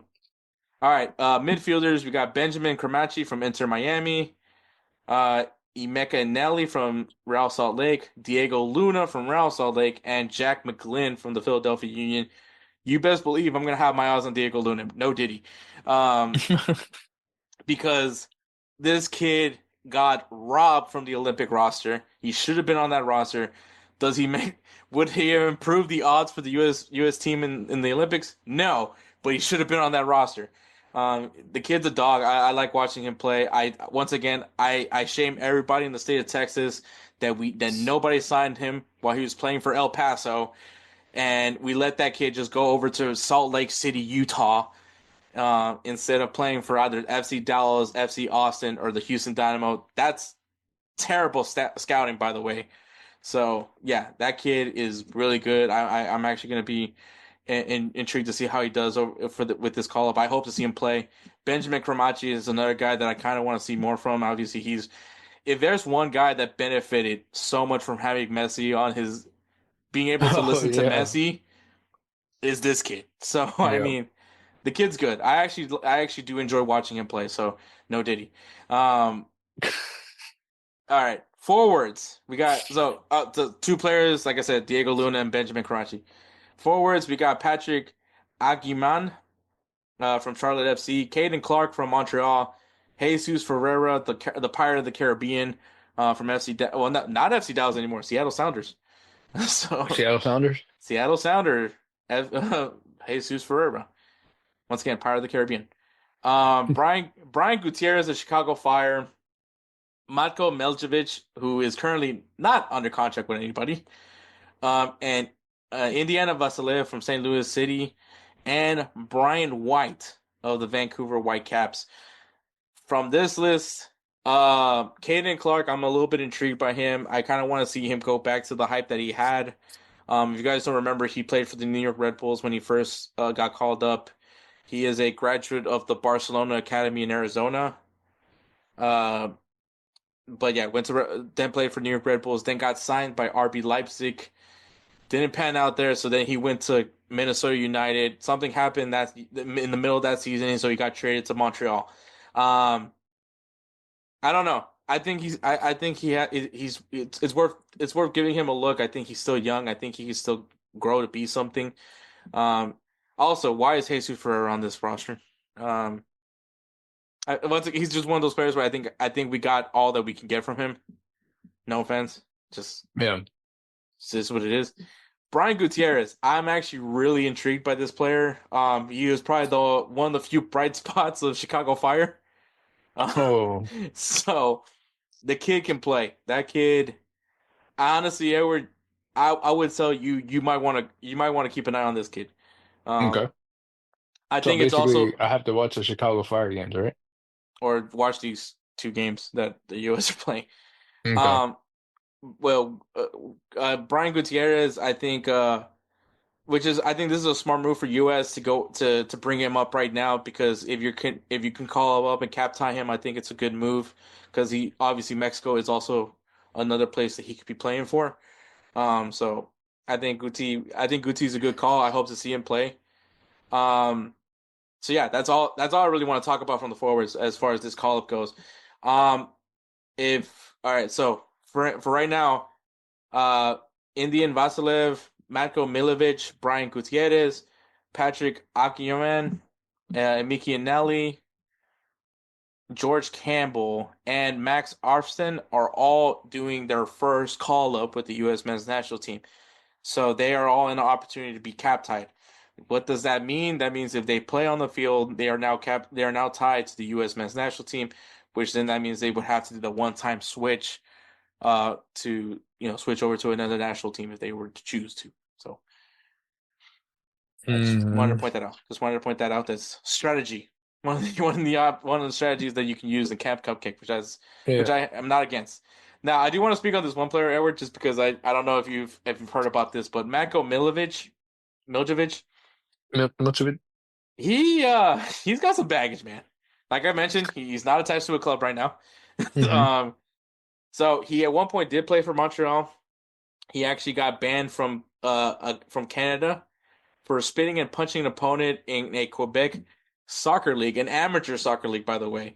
Why am I pointing that out? Well, at that time he was still under contract by Montreal. So if you didn't ever, I don't know if you know the story. So while he was playing for Montreal, he was pretty annoyed that he wasn't getting much playing time. So his friend told him, "Hey, come over to this amateur league, and so you can play and get some money out of it." He had to use a fake name to play in this league because why? Because he's already under contract to an MLS team. So that would be, I believe that's, what's that called? And I mean, he's not playing with a competitor, but conflicting interest, right? I think that's what it is. The conflicting interest, because he already plays professionally. I think that's the right term. But so while playing in this amateur league, he ends up getting in trouble. He spit on an opponent and punched him in the face, which caused him to get banned by the league.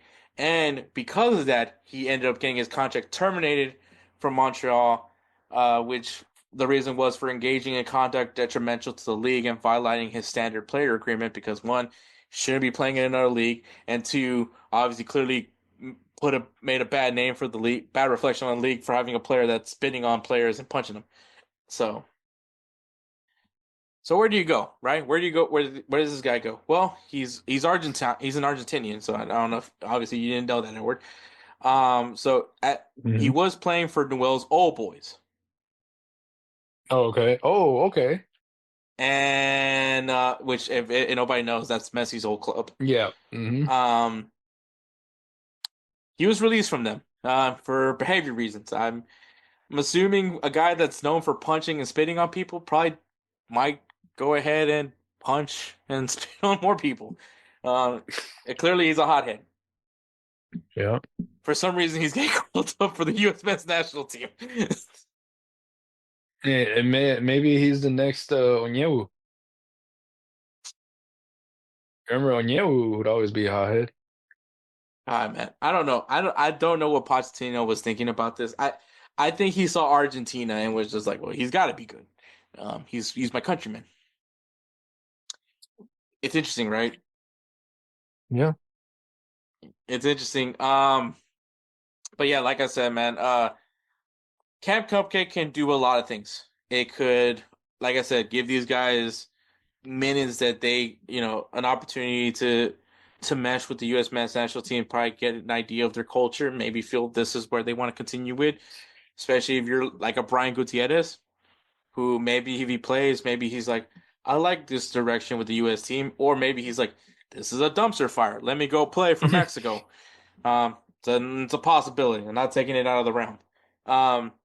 So the thing is with me for Camp Cupcake, I would like it, and I'm not. This isn't like an original thought. It actually came from Filippo of Tactical Manager, but it would be great if it was just a U23 roster essentially. Because, like, I mean, to bring in a lot of young players, especially guys that maybe, because you'll find something from this camp, right? Like, I mean, you're gonna go. I mean, at this point, goalkeeper is a very wide open position for the U.S. men's national team. Like, I think it's still till proven differently. It's Matt Turner, but I mean, someone can easily jump over him. I don't think his job is as safe as people think it is. We need to figure out about that center back position. Do we have more center backs?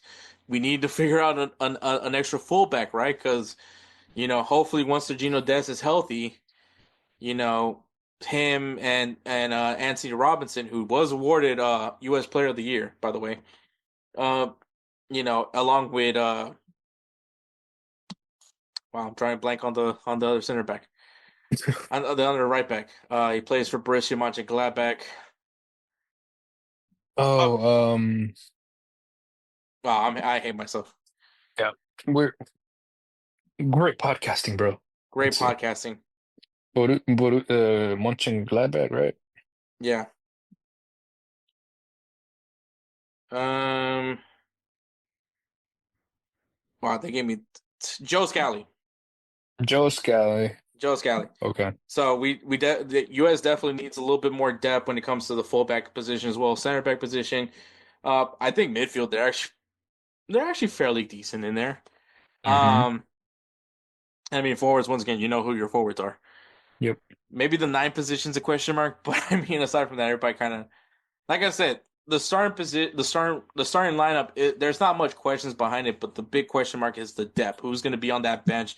Who is the guys we can rely on to come in crucial moments to change the game? And I think that this is what Camp Cupcake can provide.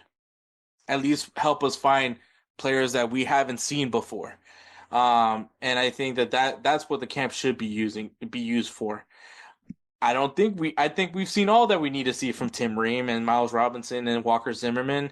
Um, I don't know what Matko Miljevic has, but I'm guessing just because he's available, you know.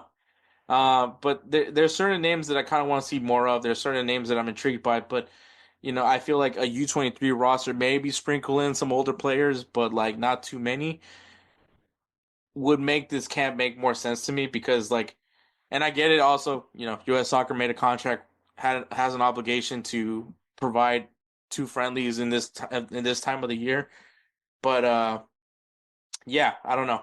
Edward, how do you feel about Camp Cupcake? Do you feel like we should get rid of it, or what are you thinking here? Well, I don't know. Hmm. S- Great podcasting.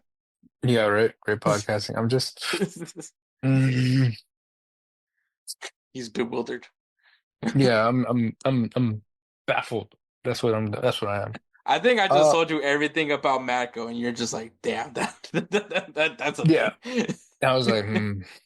Like now you got me thinking in like overdrive. Basically, that's what's going on. It's like, let me go to Uh, this amateur league right now, yeah, that's why I'm like, bro.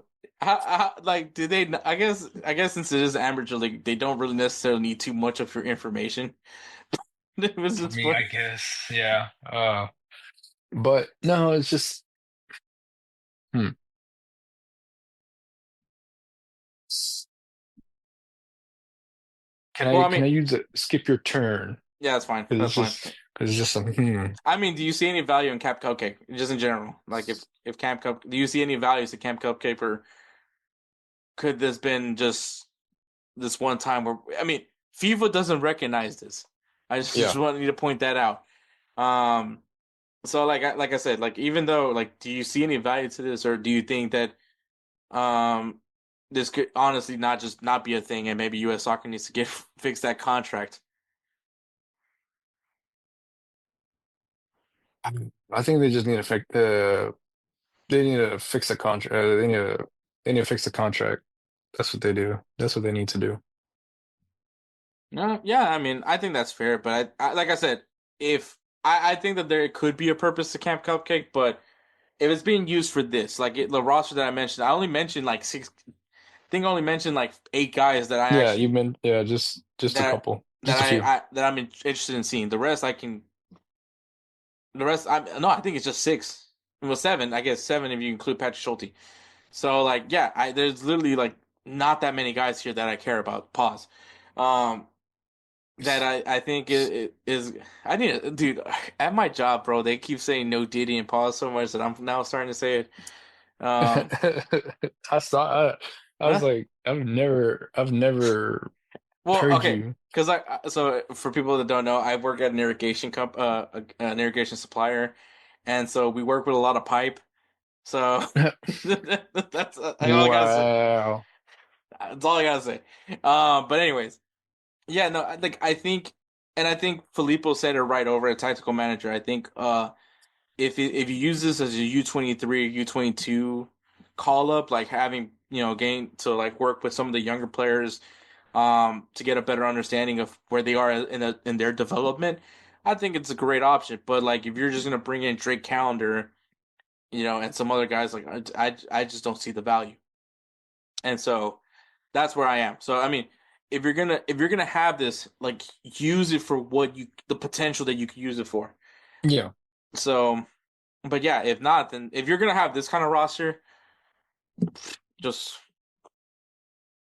talk to TNT or whatever, whoever you promise two games a month, you know. So that's all I gotta say for that one. But um, yeah, I mean that's basically headlines. Edward, always Yeah. always great to have you back, man.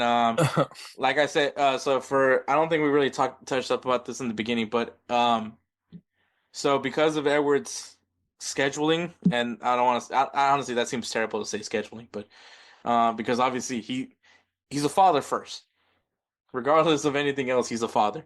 Um, because of that, obviously, I appreciate any time that he's willing to give me. The fact that he reached out to me and said he wanted to come back on the show. Um, First of all, made me happy as hell. But but I, secondly, mhm. but yeah. So for you guys to understand, Edward will only be on for every other episode. So this episode, he'll be on this one, but then he won't be on for the next episode. So, Yeah, and um, it's been a while, so forgive me, guys. It's been a while, and I feel like I've lost my touch here and there, but slowly but surely, we'll get back to it. It's just, yeah, this is actually uh, my weekend that I don't have the kiddos, so I'm able to spare some time. But right after this, I have to take care of some other stuff. But it's great to be back. Um, love reparteeing with Hector. Found out that he says no Diddy, pause, along with you guys. Maybe he's done it before. I'm not sure. Um, I don't think I have. This is probably the most I've said it. every time you were like, yeah, I like to see those guys pause, and I was just like, what? I was like, huh? I'm starting to And then when you're realize like how, those, and man, he's so young. That kid is so young, and I love how he plays. No Diddy, and I'm like, what the? I was like, okay. I was like, all right. I'm not gonna call him out on it because I'm like, I've heard it too. So but yeah, I mean, nah, I love being in the podcast, talking to Hector, shooting the shit, talking about, soccer, football, the beautiful game. It's awesome. But yeah, like I said, it's just kind of coming back to it, and little by little, I'll get back on it more and more. But yeah, like Hector said, scheduling, it's not that, like, I suck at scheduling, it's just have a lot on my plate, but I will make time, every other episode, just as Hector said. And yeah, so we'll go from there, and we see how we do it. yeah. So By the way, I hope everybody enjoyed, like, my singing. It was, trust me, it was uh the good thing is I had Hector as backup, you know. I That was beautiful. Hero, that was beautiful. yeah, I think it's kind of for people to have like a context of the day we recorded that episode, the singing part. Yeah, Um, and I'm not trying to go there for any I reason, know, I know. but If you want to say it, go ahead, bro. I Go mean, ahead. obviously I mentioned it in episode 109, the Right. whole thing, but literally that same day, once we finished recording Edward singing, that was where we took Robo to to the to the specialist. So that was actually like our in some sense, Edward's final moment with Robo as well. Yeah, Um, it was bittersweet because, like, it was funny because, like, he was laying down and I'm over here like, hey buddy, how's it going? And I'm over here like petting him and rubbing him and everything. And I'm over here like thinking, I was like, all right, I was like, I'll see you later, like, didn't wasn't expecting anything of that sort of news. And I'm over here expecting to see him, like, around the neighborhood being walked and stuff like that. And yeah, this wasn't it was dang it. yeah, no, I get it. That's why I didn't really want to go there, but yeah, no. So like I said, So that to me, it's kind of bittersweet hearing it. It's just one of those like, especially because like that was like me and Edward were like laughing while we were recording it, and you know, to for that to be like the final moment before we had to say goodbye to Robo was kind of, to me, like at least has some. I hold it to something special to me. Um, because you know at least we got to have a few laughs before we had to say goodbye to Robo. Um, Yeah. but I think you know nonetheless. I just wanted to. I don't know why I pointed it out. I think I just wanted to say it because of the fact that I brought up the singing thing. Yeah. But no, it was still. I mean, like I told everybody, dude, Robo was a great dog. He was a great part of this podcast. You know, Great part. the barking, the snoring, the The farting, farting. all that, you know, was all encompassing of what made him such a great member of the show. And yeah, you know, it's weird because sometimes I try to look back, because Robo will try to grab me to take him outside, or just comes in and check up on me, you know, and all that stuff. Or he'll be in that corner just snoring his ass off. Yeah. But Remember yeah, when you gave him the what was it, the melatonin? Or like the whenever he was all hyped up one time, a few times actually, when we were doing the podcast. And then all of a sudden you just gave him I think it was like a melatonin or just something to make him chill. And all oh, of a sudden he his just CBD. oh CBD, that's what it was. And all of a sudden he just knock out. And all of a sudden we'd be in the middle of the recording, all of a sudden we just hear Bro, that dog can and snore. I was like, what the hell? I was like, I would laugh, and I'm just like, can you hear that over the? I was like, can you hear that over the recording? And you were like, yeah, yeah, it's fine, yeah, it is. And I was like, oh my God, I was like, that's so loud, and I was like, bro, we should kind of move him so he could stop snoring.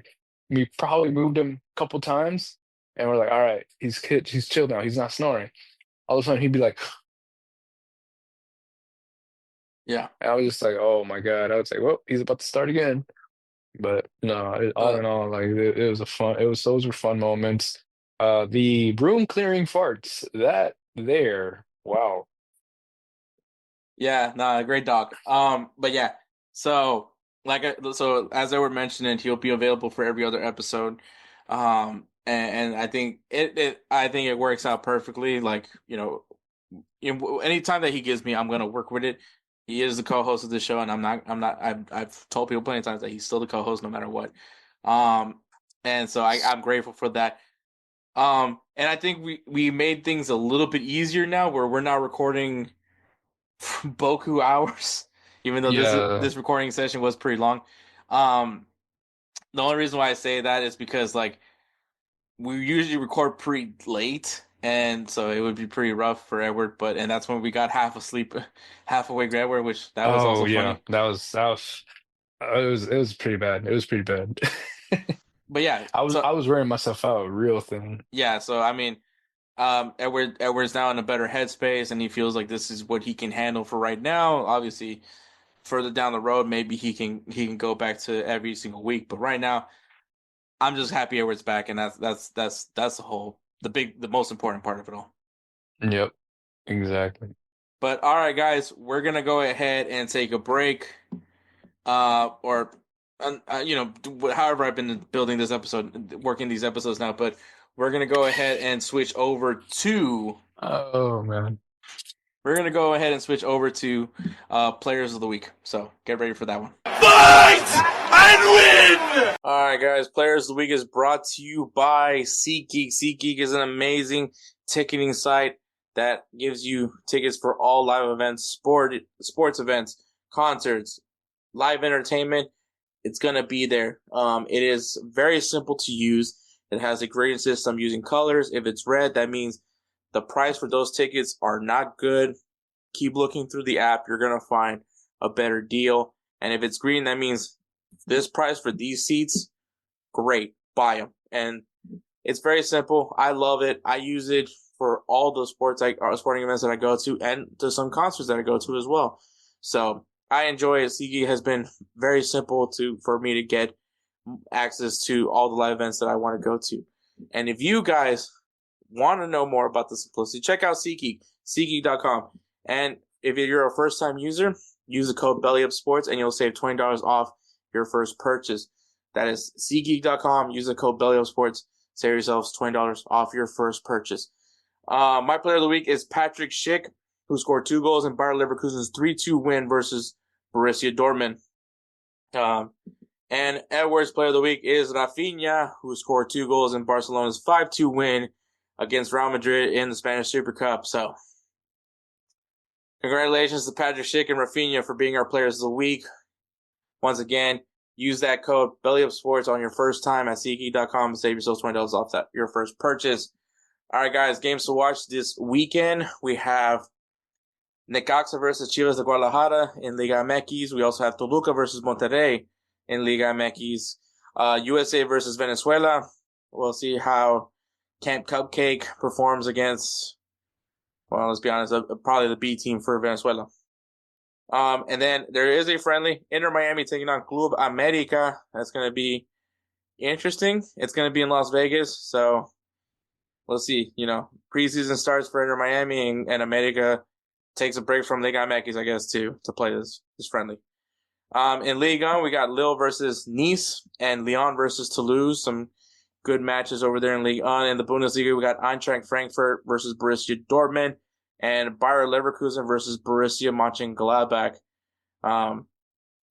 Can Borussia Dortmund correct things from that loss against Bayer Leverkusen, and can Bayer Leverkusen continue their form after beating Borussia Dortmund? In the Serie A, we got Juventus versus AC Milan. I think this is going to be a really big matchup to see who can improve on their current status on the tables. And Atalanta versus Napoli, another juicy matchup, especially in the top part of the Serie A table. In La Liga, we got Girona versus Sevilla and Celta Vigo versus Athletic Club Bilbao. So those are some good matches there in La Liga. See, I don't always choose Real Madrid or Barcelona or Atletico Madrid. I choose different teams. And in the Premier League, we got Arsenal versus Aston Villa and Manchester United taking on Brighton. So some good matches there. Like I said, it's not all the matches, but if you guys want a good beginner's guide to football or soccer or football, whatever you call it, doesn't really matter. Well, there you go. But all right, we're going to go ahead and take a break, and then we'll go ahead and wrap this show up. Hey everyone, it's Ryan from No Credentials Required to talk to you about one of our newest partners at Belly Up Sports, SeatGeek. Yeah, live sports is great on television, but the feeling of being at the arena is a priceless experience. That's why our friends at SeatGeek are there to help you find the best tickets at the best prices. Not only can you get tickets to sporting events, but you can also get tickets to concerts, comedy shows, musicals, and more. Search for your desired event now at SeatGeek.com, enter promo code BellyUpSports at checkout, and you save $20 off your first purchase. SeatGeek. Life's an event. We have the tickets. All right, guys. Obviously, super grateful that Edward is now back in the mix for Insert Name FC. Some things to just mention once again, if you guys, just to remind you guys, Edward's not going to be available for every episode. He'll be available for every other episode.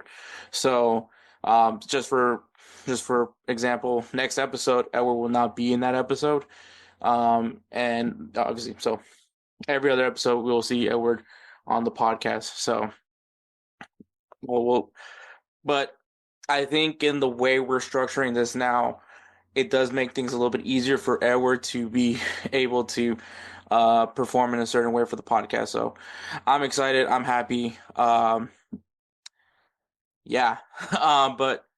so I did say I was going to try to figure out a closing segment. So I'll just bring up my closing thoughts. And this past week, obviously we don't really try to talk about other sports networks in Belly Up, but Barstool Sports, if you guys are familiar with Barstool, it's run by Dave Portnoy, and obviously Barstool Sports has a very interesting reputation, and I know some people aren't necessarily fond with Barstool.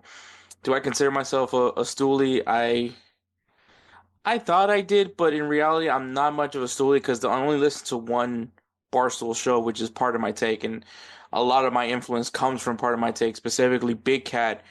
Big Cat, if you guys know, Dan Katz, he is kind of one of the original guys for Barstool, and is a big Chicago sports guy. and obviously he's he is the host of Part of My Take along with PFT and so Barstool does like this interesting, I guess, reality show called Surviving Barstool, essentially kind of a survivor, only that they're not out in the wilderness. They're just inside in an office. They're just inside the Barstool office. And Big Cat was participating in this competition. And I guess he pissed somebody off really bad and decided to unveil something about Big Cat, about his personal life, which is his hometown where he was born and grew up in. So, like I said, Dan Katz, aka Big Cat, has always been known for being a Chicago guy, like the Chicago sports guy. He's a big Chicago Bears fan, Chicago Bulls, the Cubs. The Blackhawks, everything that's Chicago sports has kind of become Big Cat's thing, along with Wisconsin, which is the university he attended. And I don't think anybody necessarily I don't think he ever mentioned where he grew up or where he's from, but if you think he's a Chicago guy, that he is from Chicago. And the reality is that so he pissed off somebody called Kirk Menahan. If you guys don't know who Kirk Menahan is, he's kind of a dick. I'll just be frank. He's kind of an asshole, but he was very mad about how he was eliminated. He was really pissed off at Big Cat, and because I guess Big Cat kind of, in some sense, was involved with his elimination, and brings up that Big Cat is from Newton, Massachusetts. So he was born and raised in Massachusetts. And so, obviously that, I guess, spiraled in some sense. If you ask me, I frankly don't care. I think it's, so Big Cat ends up going into this whole spiel, explaining himself, why he didn't mention anybody that he is from Newton, Massachusetts.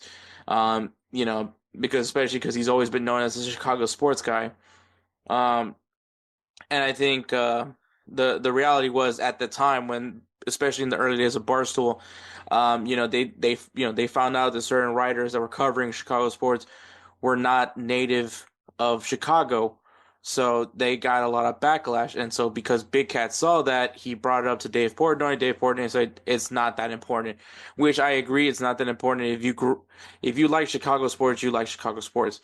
And I know Big Cat mentioned, like, growing up, he did like the Patriots. And then when he moved to Chicago, so when he graduated from college, he moved to Chicago, and he's very much in love with the city of Chicago. He actually visited a lot of Chicago very often. His family, he has family in Chicago, and all those things. And apparently he mentioned his uncle that he was a big Chicago sports fan.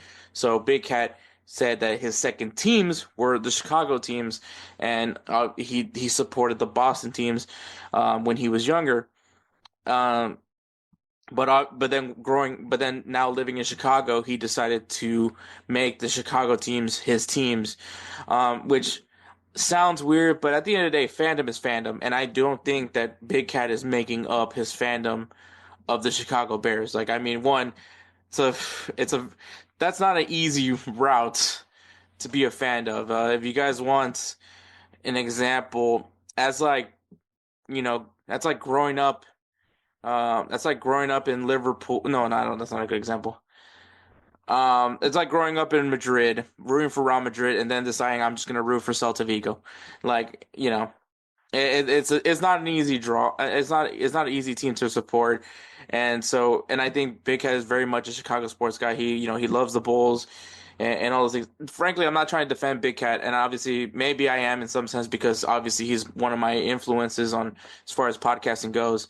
But obviously it took a lot for him to mention yet where he's from, and even though he was a big focal point for why Barstool Sports moved from their New York offices to the Chicago offices. He wanted to move to Chicago. He wanted to live in Chicago. He wanted his family to be from Chicago. So very much he loves Chicago. And the reason why I say that, I don't think it really matters. I mean,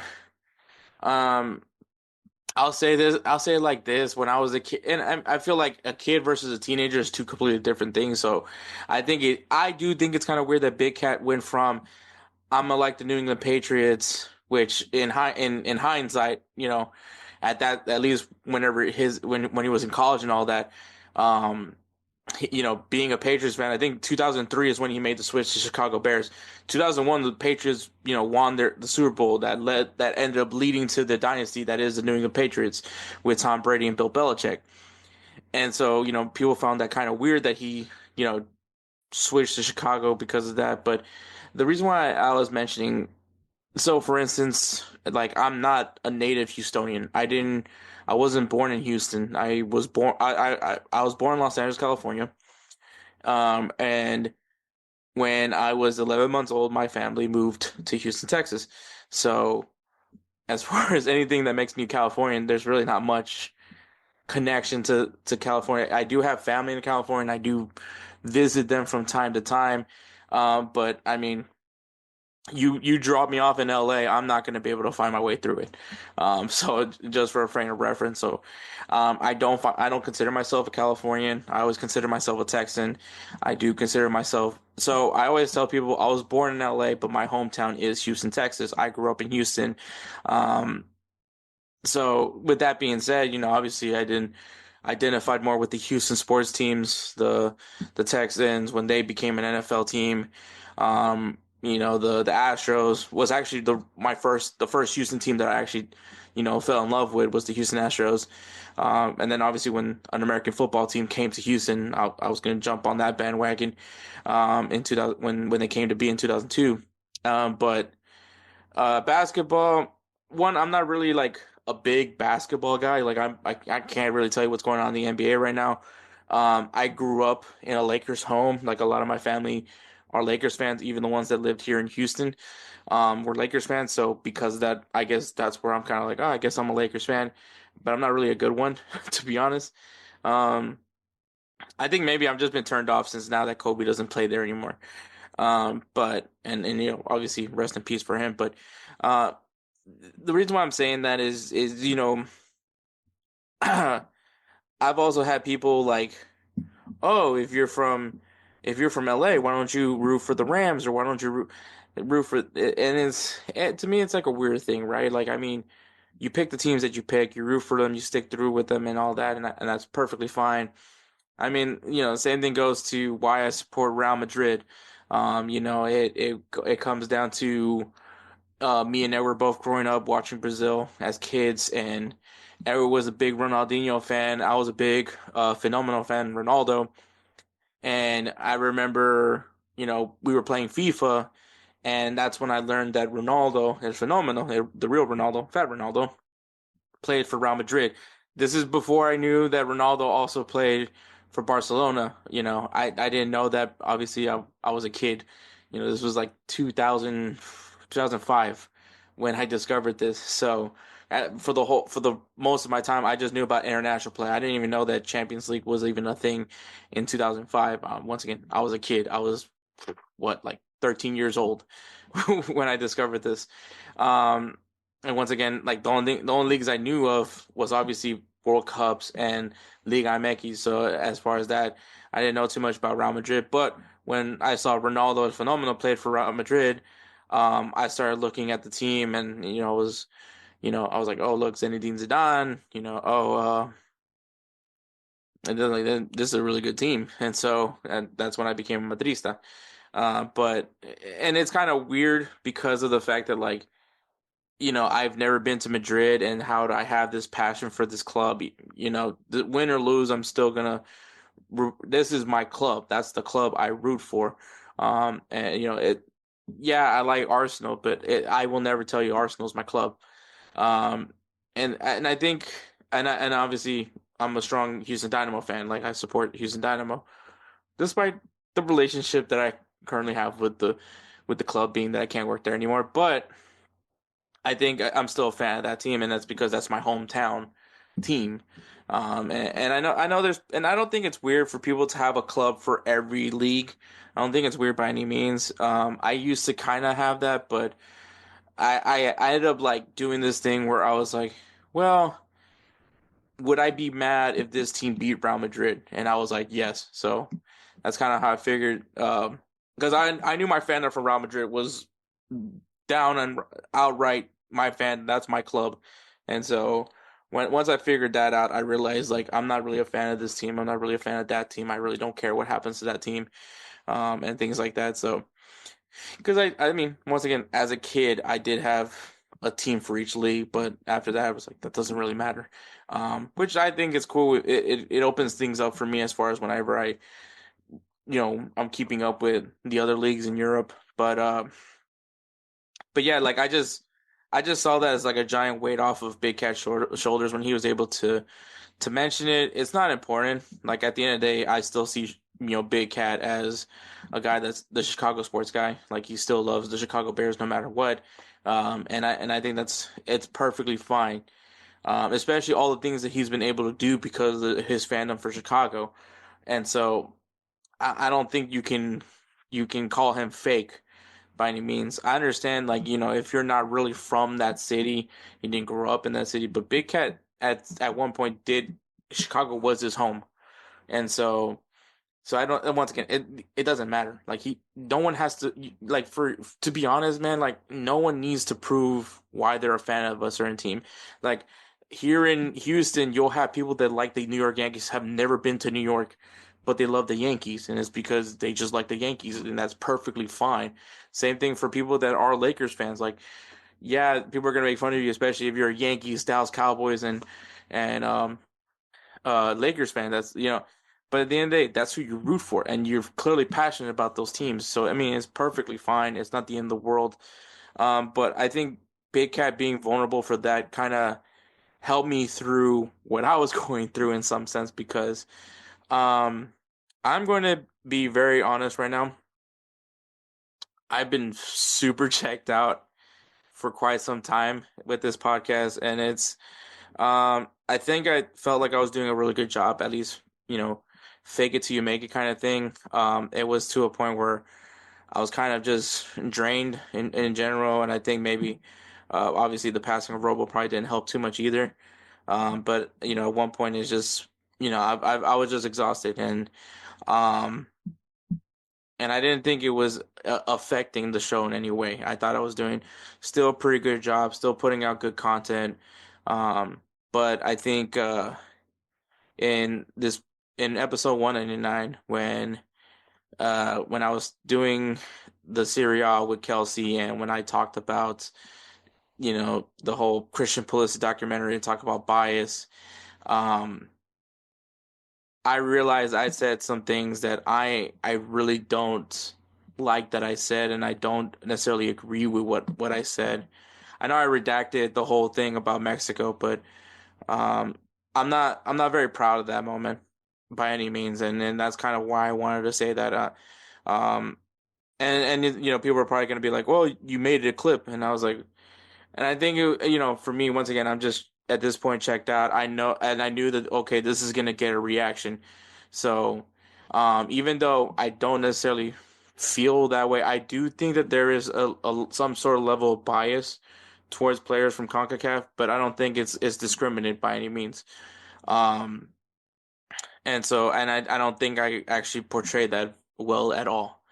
Um, I was lost. I was lost in that position, and I feel, and that was the moment where I realized like, okay, me being checked out is not helping right now. So, um, and then it was funny was like, especially because at this point now that reel on Instagram has like over 100,000 views on it and lots of comments on it, lots of likes, a lot of interactions on it.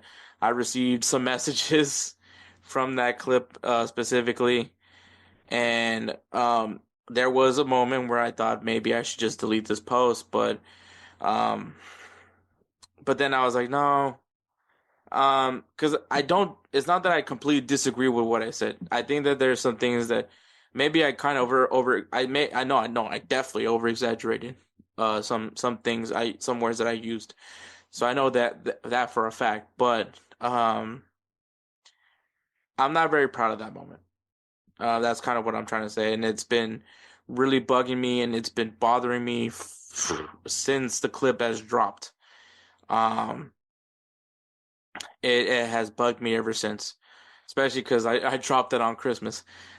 So it was like, very much bothersome, getting constant notifications to the point where I had to mute notifications from that post, just because like I just wanted to be able to get through my day. And it's just like seeing, comment after comment after comment, and it's a lot of it's a lot of critical comments, so it's not an easy thing to just ignore.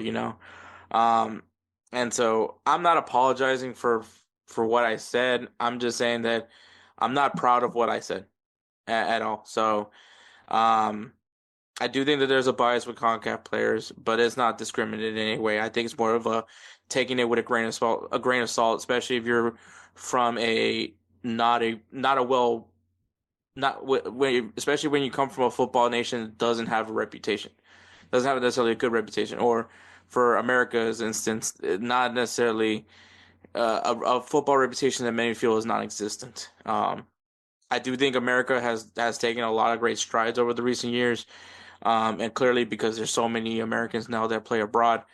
But yeah, I am not really proud of what I said, and that's kind of why I wanted to put this out there. And seeing Big Cat, open himself up like that, I think kind of helped me be willing to open myself up in that sense as well. Like I said, Big Cat's a big influence on me as far as podcasting goes. But yeah, it's something that I kind of had to finally accept, that for quite some time I've been really checked out, and that I've kind of just been going through the motions, as far as this podcast goes. And if I've been pretty good at hiding it, then clearly I'm a really good actor. But that, with all that being said, man, that just kind of pushed me to, I need to start kicking myself back into gear and start having fun again. And I think this episode specifically made me have fun again, being able to do it with Edward. I'm sure we went on some tangents and probably went a little too long for some discussions. But I still think that it was a good show. And so I'm grateful for Edward, because I think that he gave me the reality that I wanted in quite some time, which was I was having fun with the podcast again. And I'm grateful for that.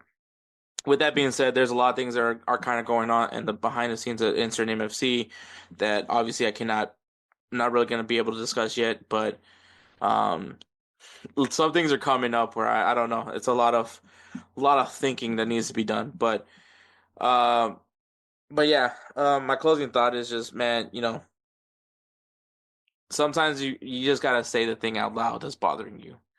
Talk to somebody, reach out to them, It may seem, you may think it's small and minuscule, but in reality, it helps a lot of putting it out there and hearing someone else kind of tell you whether or not it's not a big deal, or it's kind of bigger than what you think it is. And so, and obviously, thank you to Edward for that, because he was the person I talked to. But yeah, but yeah. So for those people, mental health is super important. Make sure you guys don't keep things inside, because it's going to affect you eventually, and it's better to speak it out. Go get help, whether you want to go speak to a professional, or sometimes just talking to a friend or a very close family member that you feel comfortable with can go a long way. And so, for everybody though, I do apologize for being checked out for as long as I've been, because I've been checked out for a good while, and I apologize for that part. But just rest assured, I'm gonna be back in form. So, I've been kind of going with the motions, and that's not what you guys deserve. You deserve a good podcast, and that's what I'm gonna give it to you. So, shout out to Belly Up Sports, man. Check out the website, bellyupsports.com. Follow them on Instagram and the X at Belly Up Sports. Lots of great articles are being written. Lots of great podcasts that are there, from 1420, High Low, Corner Booth Pod, Tailgate of the Quad, when they're right now college football season. And also check out some of the original Belly Up Super shows. I know the college football national championship show is going to be coming up pretty soon, so be on the lookout for that, especially if you're a big college football fan. But yeah, get ready, man. It's going to be a great year for Belly Up Sports. Also, Goals TV, man. Great platform, great streaming platform. Check them out at glz.tv. Once again, glz.tv. Follow them on Instagram at glz.tv. Yeah, glz.tv on Instagram, and on the X at glz_TV. Once again, glz_TV. So you can see all what's going on there, especially, I mean, it's going to drop sometime this month. The show with Eric Winalda, Unleashed. It's going to be really good. I can't wait, man, to hear what his thoughts are when it comes to U.S. soccer and just football as a whole, man. I can't wait to see it. So I'll be right there in front of it, and it's going to be a Goals exclusive, so go ahead and check it out over there on Goals.tv. And obviously, shout out to Roosevelt Spencer, man. He is the guy that makes the beats and for the intros and outros for this podcast. If you guys need some beat work done, hit him up on Instagram at That Guy Dope. Once again, at That Guy Dope. He will take great care of you. I promise. Just reach out to him, whether it's for a podcast, whether it's for a YouTube channel, whether it's because you're a musical artist and you need some beats for your songs. He's the guy to go to. He takes great care of you, and I promise you, he will do a great job. I highly recommend him. But yeah, man, that's episode 201. Catch me next week for episode 202. We'll see what we shake up for that episode. But thank you so much for listening. Take care, guys.